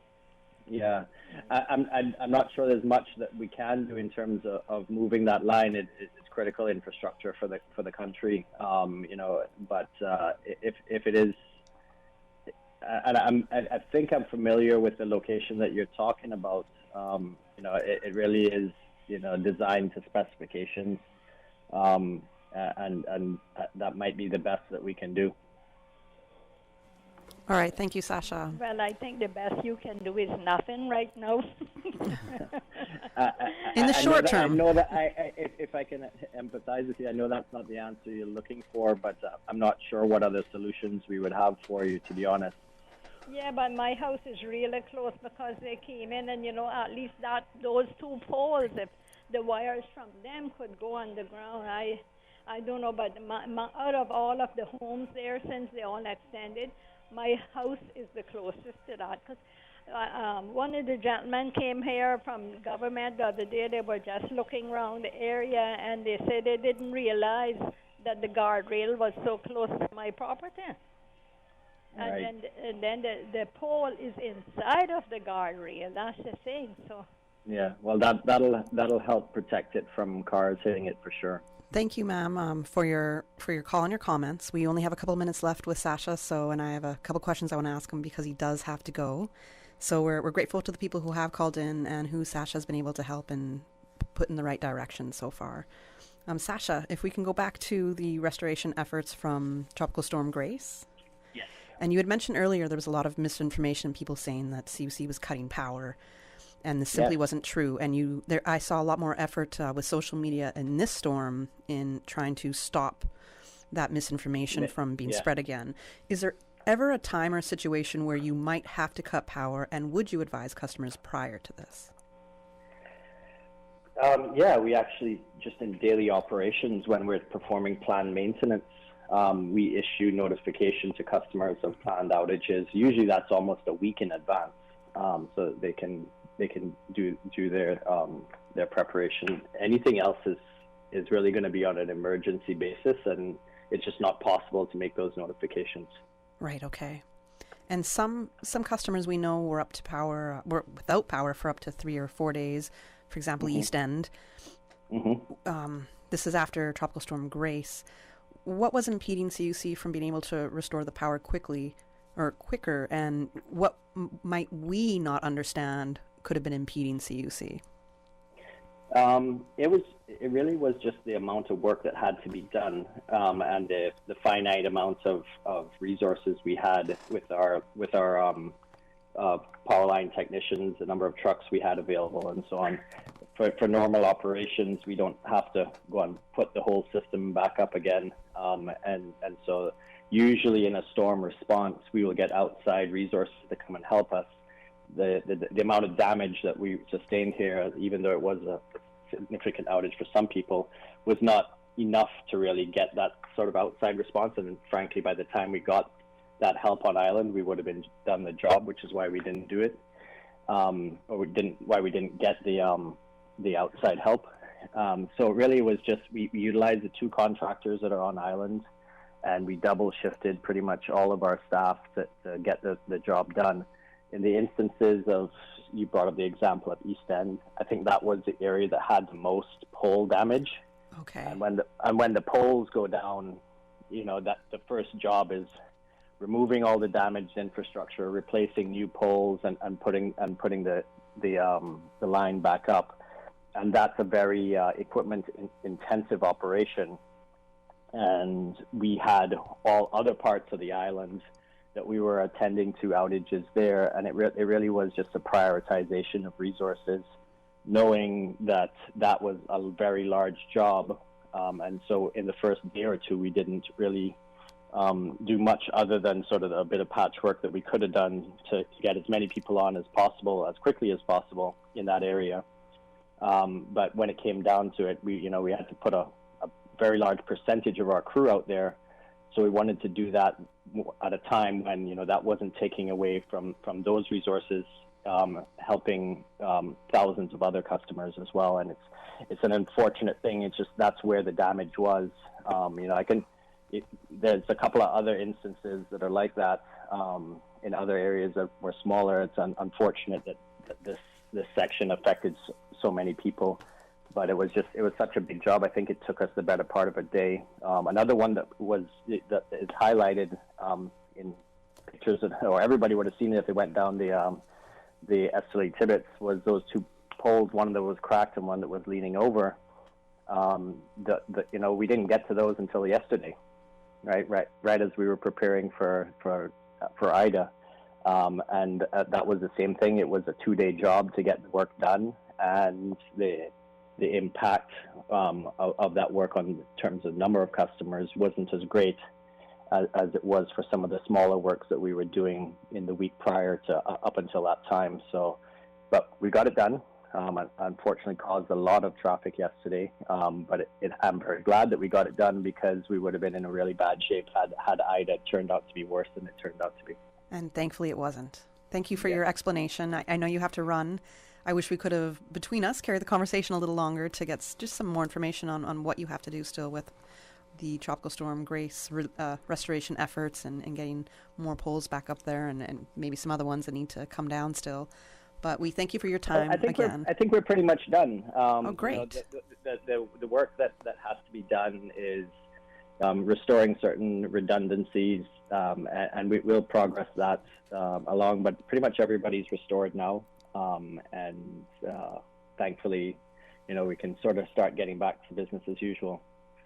All right. Thank you again for your time. And a big shout out that I'm going to give to Nichelle Scott for getting in touch with you this afternoon to make sure that we could connect with you. So yes, thanks, Nichelle, if you're listening as well. And we hope to talk to you soon. And hopefully it's not about more tropical storm or, God forbid, any hurricane coming through here anytime soon. Talk about some fun stuff like renewable energy. Yeah, there we go. Yes, we're absolutely open to it. So thanks for joining us this afternoon on Talk Today. Take care, Stasha. Right, take care. Goodbye. Thank you for having me. Bye-bye. All right, we have a short commercial break, so we're going to go to commercial break, and then we're going to have open line after that. Okay.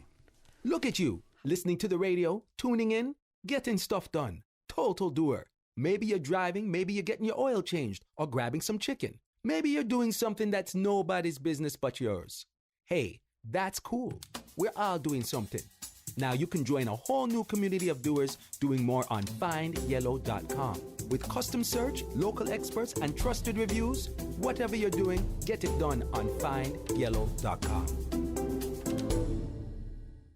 The 8:10 a.m. Weather Report, Monday through Friday, is proudly sponsored by Pan American International Insurance Corporation. Pan American International Insurance Corporation, meeting the life, accident, and health insurance needs of individuals and businesses to ensure financial security and peace of mind. For more information, call 949-8304 or visit www.palig.com. That's PALIG.com.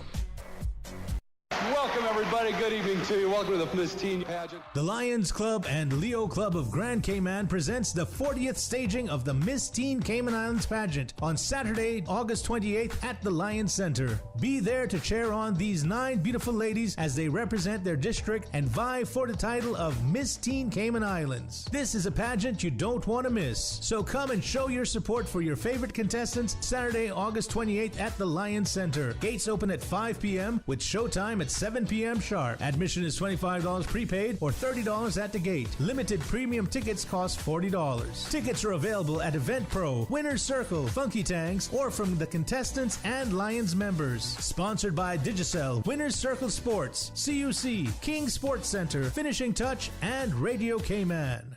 You see how hard it's raining? Yeah, and I don't have time to fight traffic and get my lunch from Subway. I have so much work to do. Why don't you order Subway by using the Let's Eat or Bento app? Save time, stay dry, and get your sandwich fast. I never thought of that. Great idea. I'm going to order now. Order me a veggie pizza while you're at it. And a cookie platter for the office. Too busy at work or home? Is the rainy weather stopping you from dining out? Order your favorite Subway sandwich, wrap, or pizza through the Let's Eat or Bento app with fast and reliable delivery. Subway, eat fresh. I've got some beautiful clothes. I know just where they go. Puritan Cleaners. Puritan Cleaners would like to remind customers the closing time for all stores is 5:30 p.m. Savannah Countryside, 10 a.m. to 5:30 p.m. Elgin Avenue, 8 a.m. to 5:30 p.m. Puritan Cleaners, 337 Eastern Avenue. Drive-through, rain or shine. 7:30 a.m. to 5:30 p.m. Now 10% off prepaid on $20 orders and up. Household and wedding dresses remain at standard offer. 10% off on prepaid orders. Drop off and transfer for pickup from any of the 3 Puritan stores for your convenience. Call 949-7104. Puritan Cleaners. You feel good when you look good. The HSA Specialist Clinic has relocated to a new, modern, state-of-the-art facility at Smith Road Center to offer you a better patient experience. Receive care from top specialists in chiropractic, complementary and alternative medicine, neurology, ENT, urology, pain management, and more. Our orthopedic and telemedicine clinics remain at the Cayman Islands Hospital campus. Please remember to bring your own face mask when visiting any HSA location. Visit our website, hsa.ky, to learn more. At the HSA, you matter to us. Make your house into a home Welcome to Brand Source Home Gallery, your source for premium products and a premium experience. We'll design and install your dream kitchen with crafted cabinets, complemented with elegant appliances. We'll fill it with quality houseware and cookware. Custom designed closet and storage solutions organize and beautify any area. And with the finest bedding, you'll get a perfect night's sleep knowing Brand Source Home Gallery has everything you need to make your house a home. Do you have plans to travel to the UK? You must provide a letter of certification from Public Health and your vaccination certificate issued in the Cayman Islands. If traveling to the UK via the Bahamas, the United States, Canada, Jamaica, or any other Amber List country. If you are traveling directly to the UK from Cayman, no letter of certification is necessary. Letters of certification may be requested by emailing vaccinecertification@hsa.ky. Travelers must attach a copy of their vaccination card as a screenshot attached to their email request. All requests will take 3 business days to process, and letters will only be issued within 3 weeks of a person's date of travel. Letters of certification are only needed if traveling to the UK via any Amber List country. Travelers to the UK coming directly from the Cayman Islands do not require a letter of certification. Listen to the general public. Your thoughts are just a telephone call away. 1-800-534-8255. What the public is saying. Let your voice be heard. And now, Radio Cayman's Talk Today. Welcome back to Talk Today. I'm Kathy Miller here with Orette Connor, OC. We are hosting this afternoon's Talk Today show as we did yesterday, and it's been great so far, OC. It has. We work well together. It's a good dynamic, I would say, for sure. And if you were listening to us earlier, we just had Sasha Tibbetts, who is VP of Customer Service and Technology at CUC. He was on the line with us for about an hour, actually, just over an hour, talking to us about the restoration efforts that CUC had put in after Tropical Storm Grace and how they were bracing for Ida. And luckily, very luckily, Ida didn't hit us with the thoughts that we assumed it would kind of hit us with after we experienced Grace just 8 days prior. So I believe we do have one caller on the line, and we will take that call. Good afternoon. Welcome to Talk Today. And good afternoon. You two do make a great team. Thank you. Thank you. Sounds like he's been mentoring you.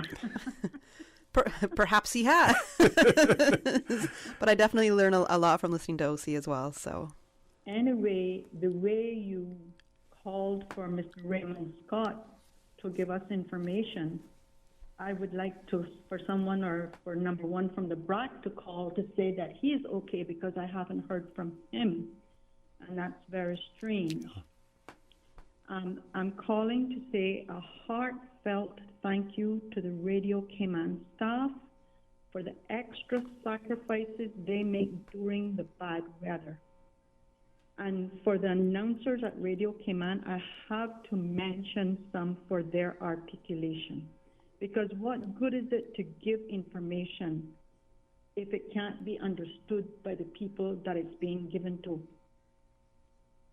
Susan Dixon, as Mr. Orette says, and that lovely radio voice of Susan Dixon will be there to answer you. Susan Watson. Not only is it a lovely radio voice, it's a calming voice. Susan Watson, I believe you're speaking of. I have, pardon? Susan Watson. Oh, Watson. Yes. Oh, my goodness. That's all right. Susan Watson. So much. No problem. So much. And Felicia Rankin-Sullins does an excellent job. And Kathy comes in about 90%. Okay, that's me. I'm Kathy. I'll take the 90. Thank you so much. Mr. Cole does a great job. At 2 o'clock this morning, he was giving announcements. He very calmly gave the announcement. And that time of morning, we were all expecting the worst, but he was there calmly updating us. And also Paulette Connolly-Bailey, when she speaks on the radio, it's 100%. And from the weather station, Mr. Shamal Clark, wasn't I proud of him yesterday?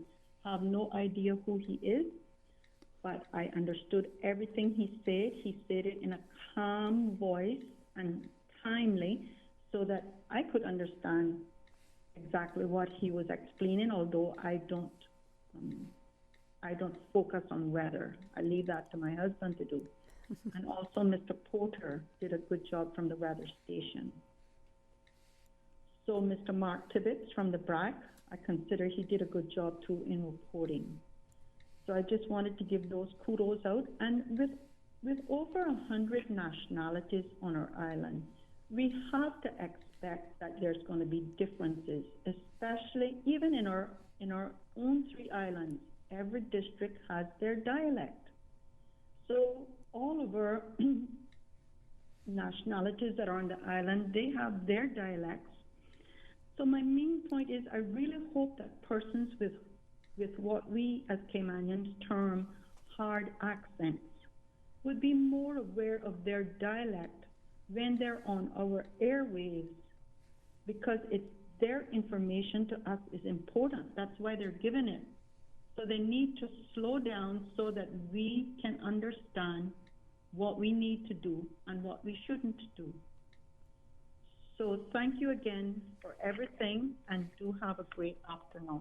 Thank you so much. And I promise that in your next report, you will come through saying that I am at 120%. So I will work on slowing down a little bit, because I know what some of my weaknesses are for sure when I'm on radio. So I appreciate all the great feedback that you've just given, and I'm sure the rest of our staff does as well. I also want to big up Shamal Clark from the National Weather Service, because yesterday was his first time with Radio Cayman, but I believe it was his first time doing radio overall. So that being his first time, he was extremely articulated and very calm as he was speaking with us. And just to be able to answer questions on the fly as they were given, he answered very great.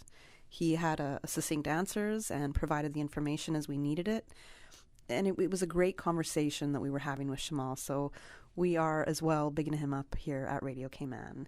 And as you heard the caller say, we are looking to hear from number 1 in the BRAC. So if anybody is in touch with him and can let us know, perhaps we can get a call from him after our 2 p.m. news headlines, which we are going to right now. Continuing the Caymanian tradition. Let Cora keep my ground so clean. The heart and soul of the Cayman people. Thank you for keeping the culture alive. There's read the news every day. From East End to Georgetown, down into West Bay. Radio Cayman in the Cayman Islands. Today's biggest news. Radio Cayman. Your voice, your choice. Local, regional, international. This is Headlines from Radio Cayman's newsroom. Today's biggest news. With your latest headlines, I'm Felicia Rankin-Solins. Post offices on the sister islands will remain closed today and tomorrow and will reopen for normal business hours on Monday, August 30th, 2021. In international news, a major review of vaccines suggests the AstraZeneca jab does raise the risk of blood clots and another serious condition that can cause bleeding. But the study found the risk of such problems following a coronavirus infection was still much higher. The University of Oxford-led team also found an increased risk of stroke after the Pfizer jab, but again at a much lower rate than after infection. U.S.-led evacuations from Kabul airport in Afghanistan enter the final stage following a bomb attack. The Pentagon corrects its assessment to say there was only one suicide bomb attack on the airport on Thursday, not 2 separate blasts. The attack targeted people queuing to flee the country after Taliban militants returned to power. 90 people have been killed, mostly Afghan civilians and 13 U.S. military personnel.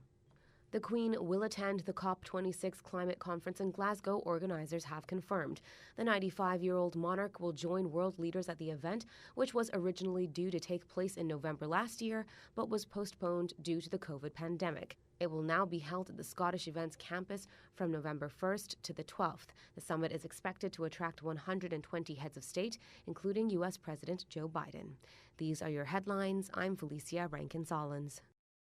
For the latest in news and information, follow Radio Cayman on social media, Facebook, Instagram, Twitter. Download the Radio Cayman app or log on to our website, radiocayman.gov.ky. Hello, Cayman. This is your Miss Cayman Islands Universe, Mariah Tibbetts. Join me and our 9 lovely contestants at this year's pageant on Saturday, September 11th at the Westin Hotel. Doors open at 6 p.m. and the show starts at 7 p.m. The tickets are available at Funky Tangs and Sand Angels. A huge thank you to our corporate sponsors, the Ministry of Tourism, Radio Cayman, Compass Media, and Cayman Airways. The journey to the crown continues. What do you do if you have to go to a shelter? To help you safely prepare, evacuate, and shelter while protecting yourself and others from COVID-19 this hurricane season, here's some tips from the Public Health Department. If you must go to a shelter, be ready to protect yourself and others. Practice social distancing of at least 6 feet from others. Do we have Follow a caller? public health preventative actions. Wash your hands with soap and water, often if possible, or use hand sanitizer, cover coughs and sneezes, and wear mask or cloth face coverings. Get your COVID-19 vaccine when eligible. Avoid sharing food and drink with anyone. For more guidance to update your emergency hurricane plans due to coronavirus, visit www.caymanprepared.gov.ky. This message is brought to you by the Public Health Department in partnership with the Ministry of Health and Wellness. Listen to the general public. Your thoughts are just a telephone call away. 1-800-534-8255. What the public is saying. Let your voice be heard. And now, Radio Cayman's Talk Today. Welcome back to Talk Today. I'm Kathy Miller, filling in for Sterling Dwayne Banks, and I'm hosting today with Orette Connor, OC. You are very familiar with him as the host of our For the Record show, which airs Monday, Wednesday, and Fridays, 7:30 to 10 a.m. OC, so we got some pretty good feedback on the last caller there, and we're thankful for that. Yes, very positive. It's quite obvious that Radio Cayman is our favorite radio station. No question about that. I can't blame her. No bias at all from me. We're still welcoming an open line, so for callers to give us a call, the numbers to call are 1-800-534-8255 or 949-8037, 949-6990, or you can WhatsApp us at 925-3261. We do have a caller on the line. Let's take that call. Good afternoon. Thanks for calling Talk Today. Good afternoon again, ma'am. How are you doing? Yes, Kathy. Yes, sir. I would like to get a serious understanding of electricity. Is it possible to have an excess amount of electricity in certain parts of your body? And how can that person be normal after that? Sorry, can you repeat the second question?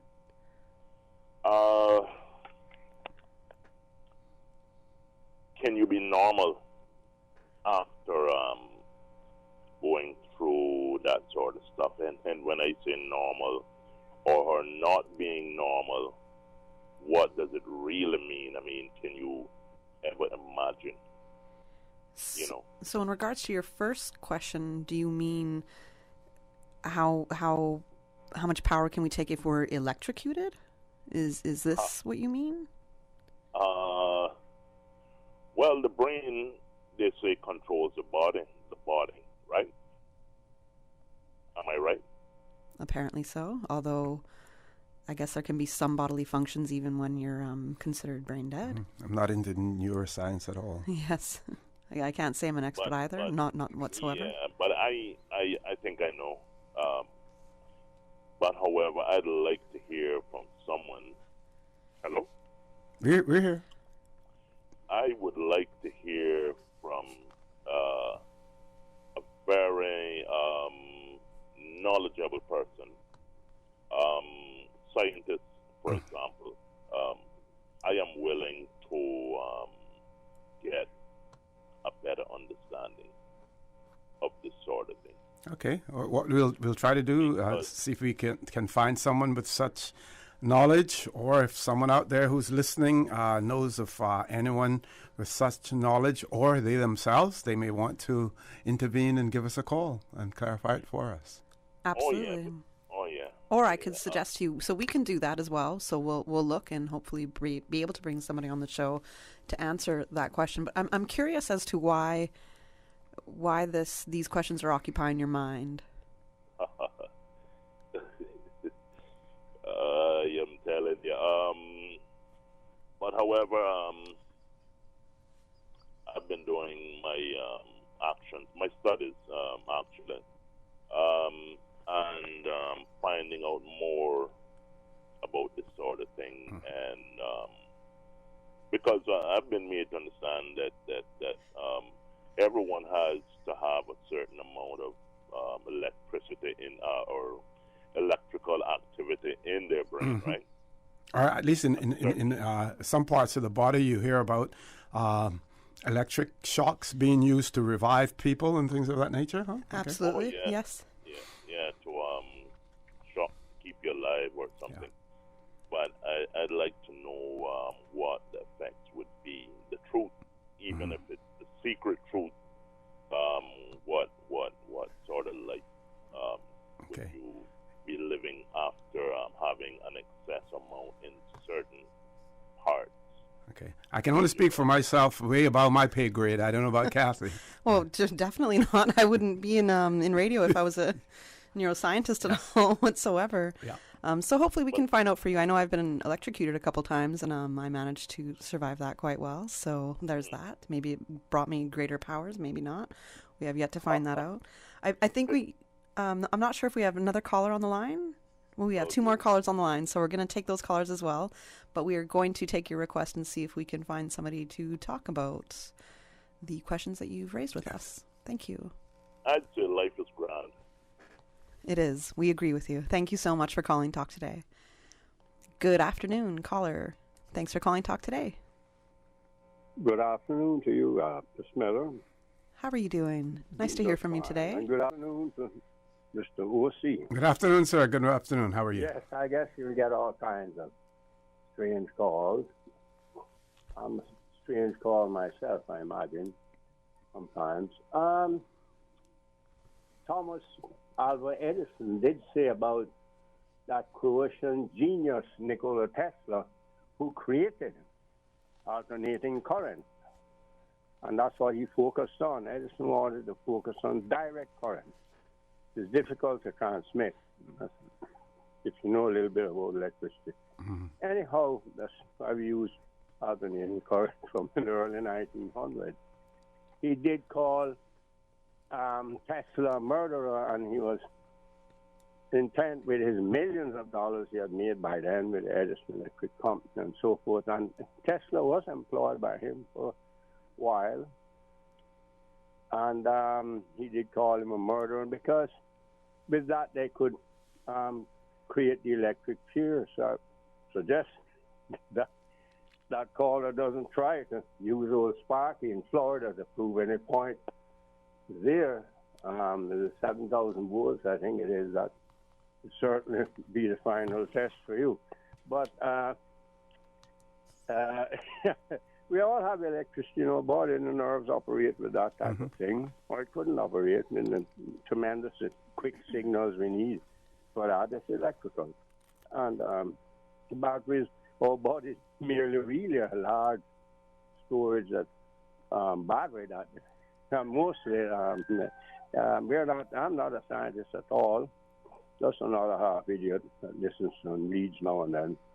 And a physician, a neurosurgeon can explain more of that. And then an electrical engineer, Mr. Hugh and many more there, and there are private ones that can explain exactly what electricity is all about. Transmitting it with high frequencies and low frequencies.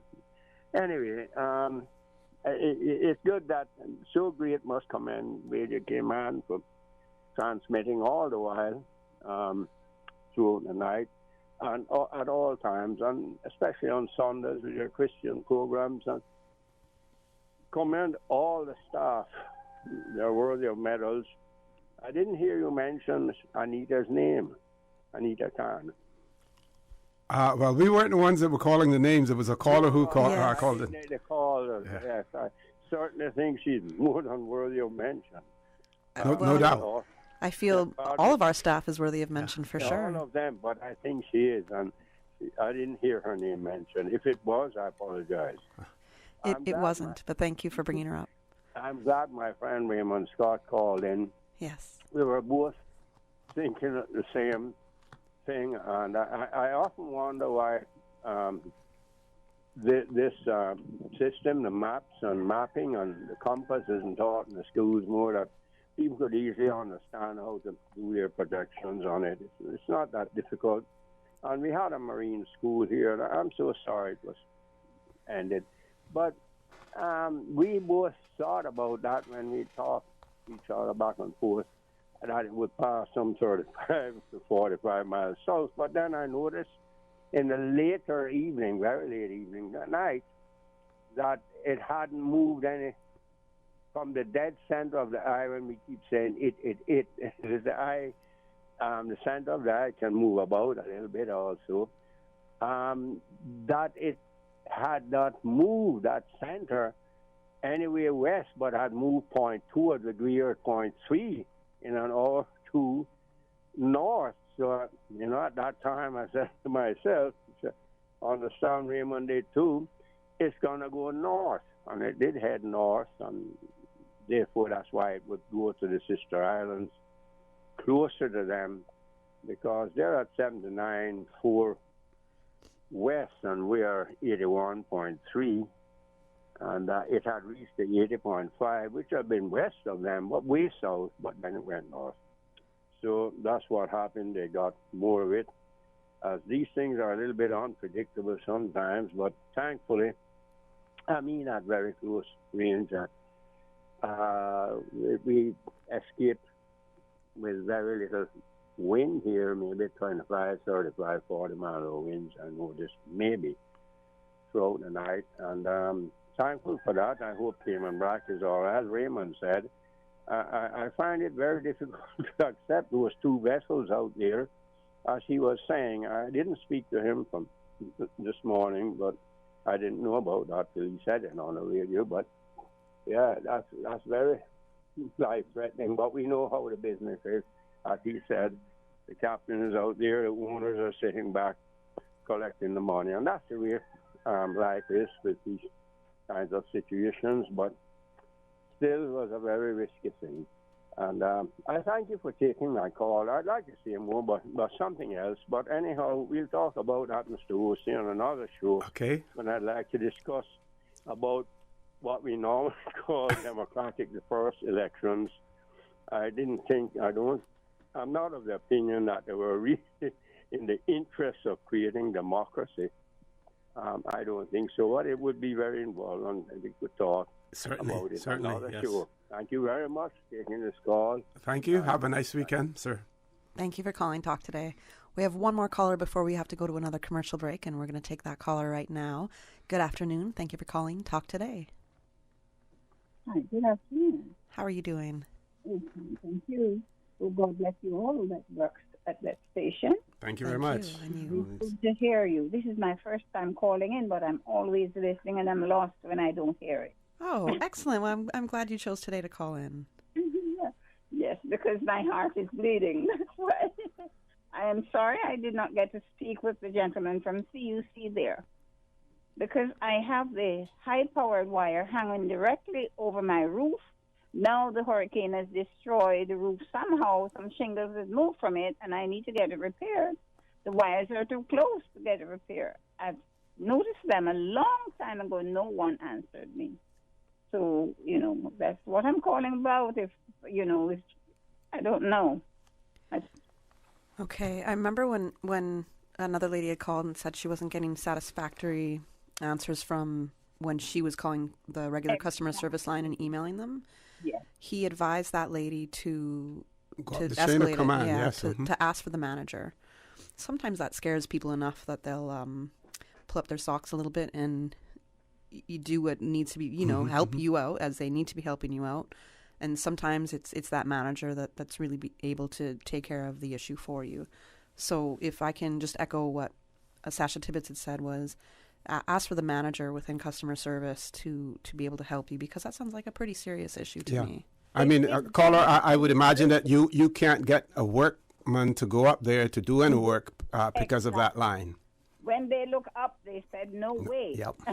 Yeah, that's scary. Yes, and I've been begging them to remove it for years now. I even went to the MLA, and then they say they were going to speak with them, and they said it would be a difficult job to remove the wire, but then my home is in danger. I am in danger. Mm-hmm. Exactly. And if you have shingles that have flown off, and exactly. you're going to have water coming into your house, and that's exactly we haven't reached the peak of the season. What district do you live in? I want to ask who your representative is, really. I'm sorry? I want to ask who your representative is. Oh yeah, I'm in Bordentown East.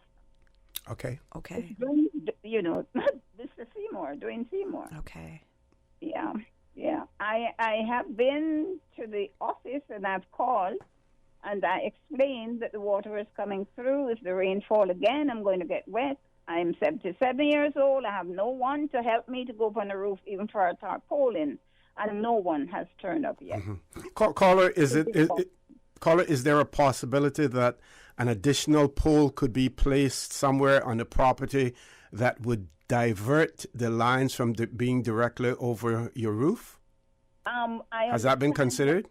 Yeah. What they would have to do is to remove the pole from my side over to the other side where they put the support pole. Mm-hmm, mm-hmm. And then it would take it away from the top of my roof.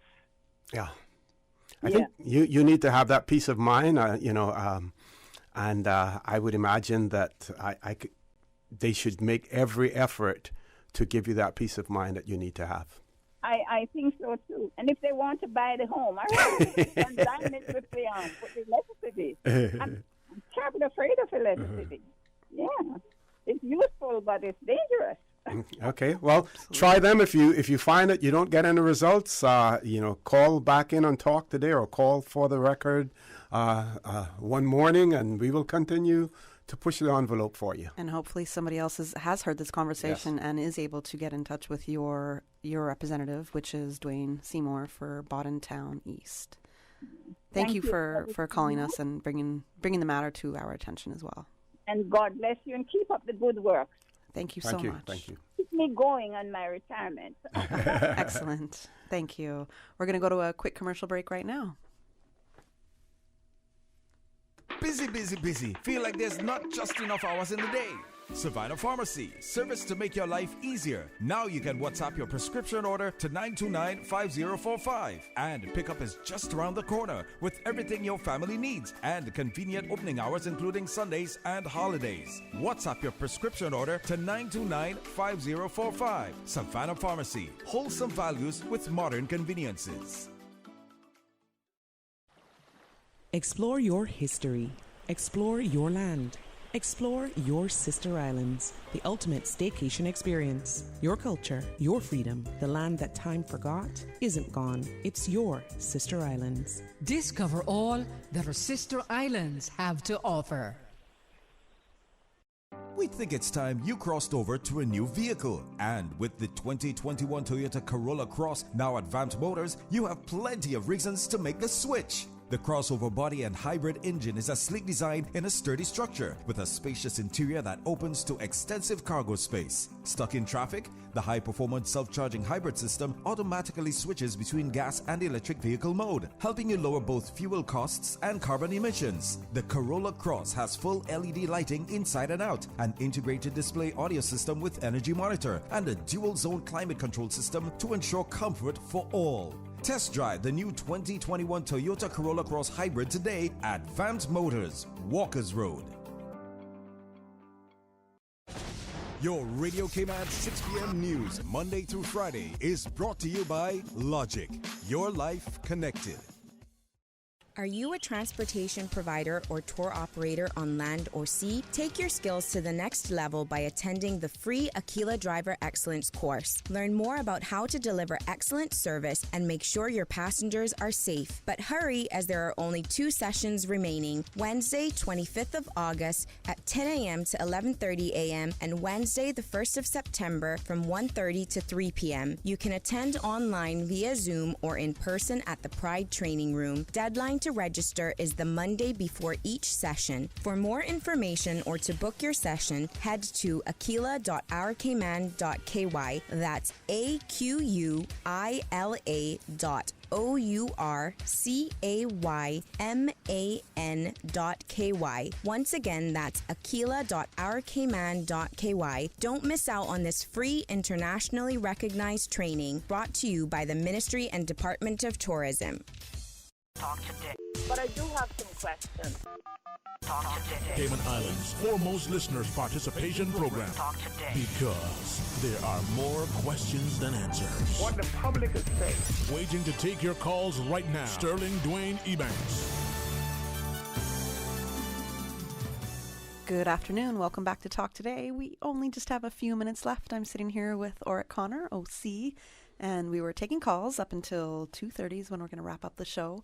1-800-534-8255, 949-8037, 949-6990, or you can WhatsApp us at 925-3261.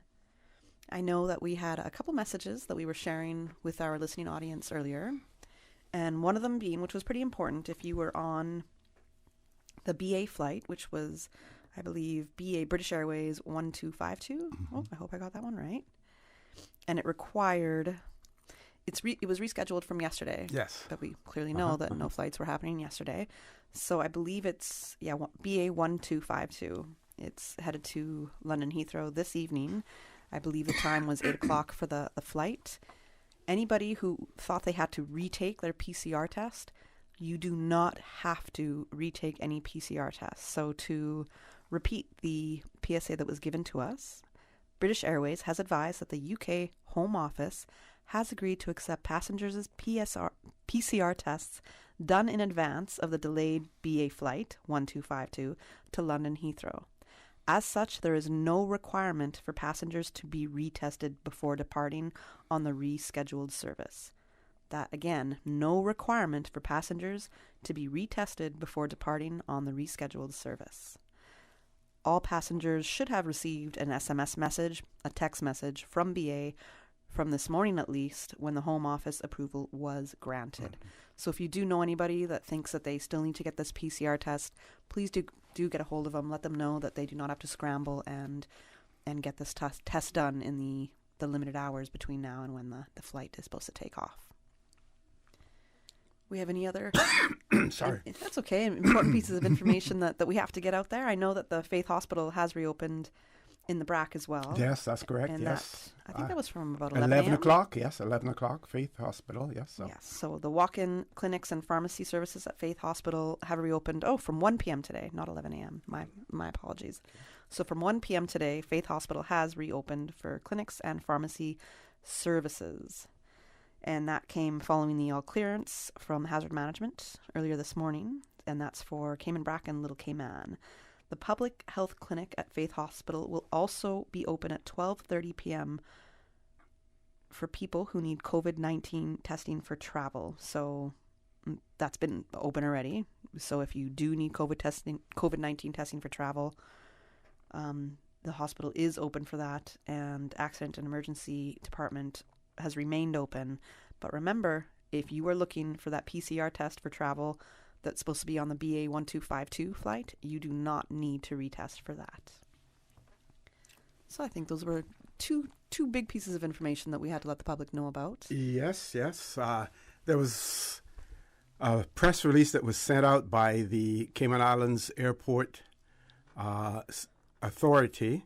Of course, we didn't get an opportunity to get to that. I had them on representatives on For the Record on Monday, and since then they have issued a press release today with an updated map and frequently asked questions in relation to the vehicular traffic flow changes coming to Cayman Airport.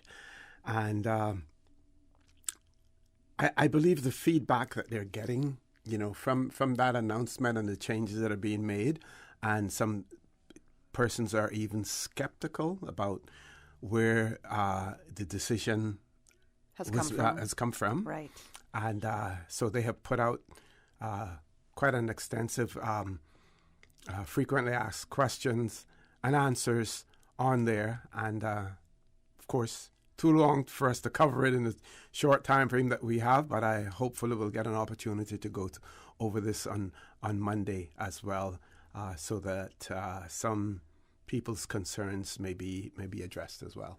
Excellent. I do have one piece of great news coming from the Tourism Attraction Board. Okay. So we know that the Queen Elizabeth II Botanic Park had to close down, and they were severely impacted by Tropical Storm Grace, as well as Pedro Castle. So Tourism Attraction Board has let us know of this afternoon that the extensive cleanup at Pedro St. James, after the extensive cleanup, the attraction will reopen this Monday, August 30th.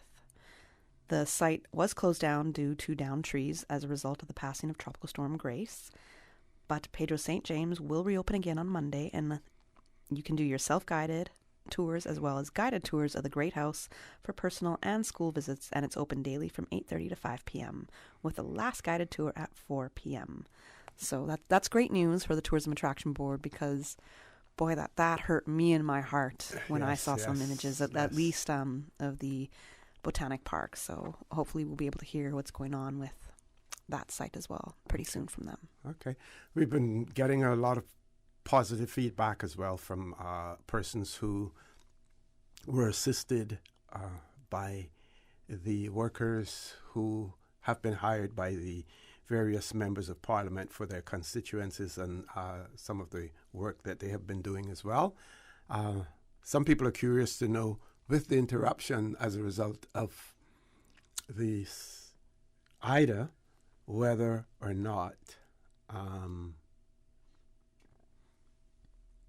there will be an extension for that 2-week period for the time that has been lost in a couple of days where they were unable to work because of the storm, whether or not that will continue. Of course, there are some persons who are arguing and saying, putting forward the argument that 2 weeks simply is not enough when you look at the extent of the damage that some persons had and the size of the trees that may be downed as well.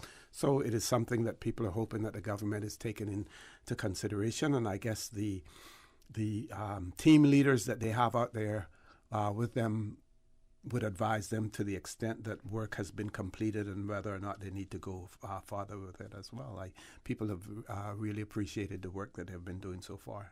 Excellent. Yeah, well, it takes a community effort. It takes people to come from all sorts of avenues to help out where we can in our restoration efforts everywhere. Mm-hmm. We heard everybody giving so much gratitude to CUC for the work that they put in after Tropical Storm Grace, and thankfully they weren't impacted with Tropical Storm Ida, and I believe most people kept their power. We just had that small glitch as we had CUC on this afternoon when we were welcoming Sasha Tibbetts, and of course that's the irony of it. Well, if there's a time for it to happen, that's the best time, because the person on the line can tell you exactly what's happening. And you didn't even have to go to their website. Exactly, and he was able to give updates faster than the website would, or them putting out any notices via social media or radio as well. Yes.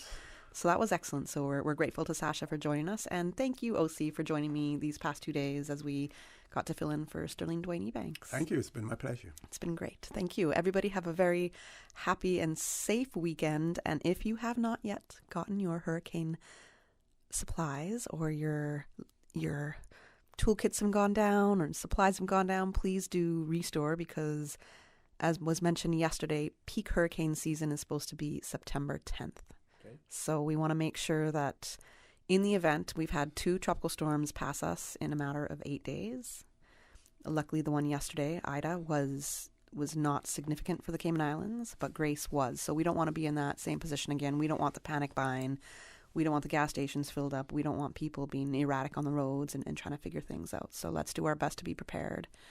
And Okay, and I'll give a plug for the record on Monday, God's willing. At 8:30, we will have Minister Kenneth Bryan on to talk about the new COVID regulations as well. Okay, excellent. We'll be tuned in. Okay. Thanks for joining us this afternoon, and have a great weekend, everybody. Talk Today is brought to you by Subway, open 24 hours in Countryside, Anderson Square in Georgetown, and Centennial Towers in West Bay. And by the Ministry of District Administration, Tourism and Transport. Explore your history, explore your land, explore your sister islands. And Savannah Pharmacy in Country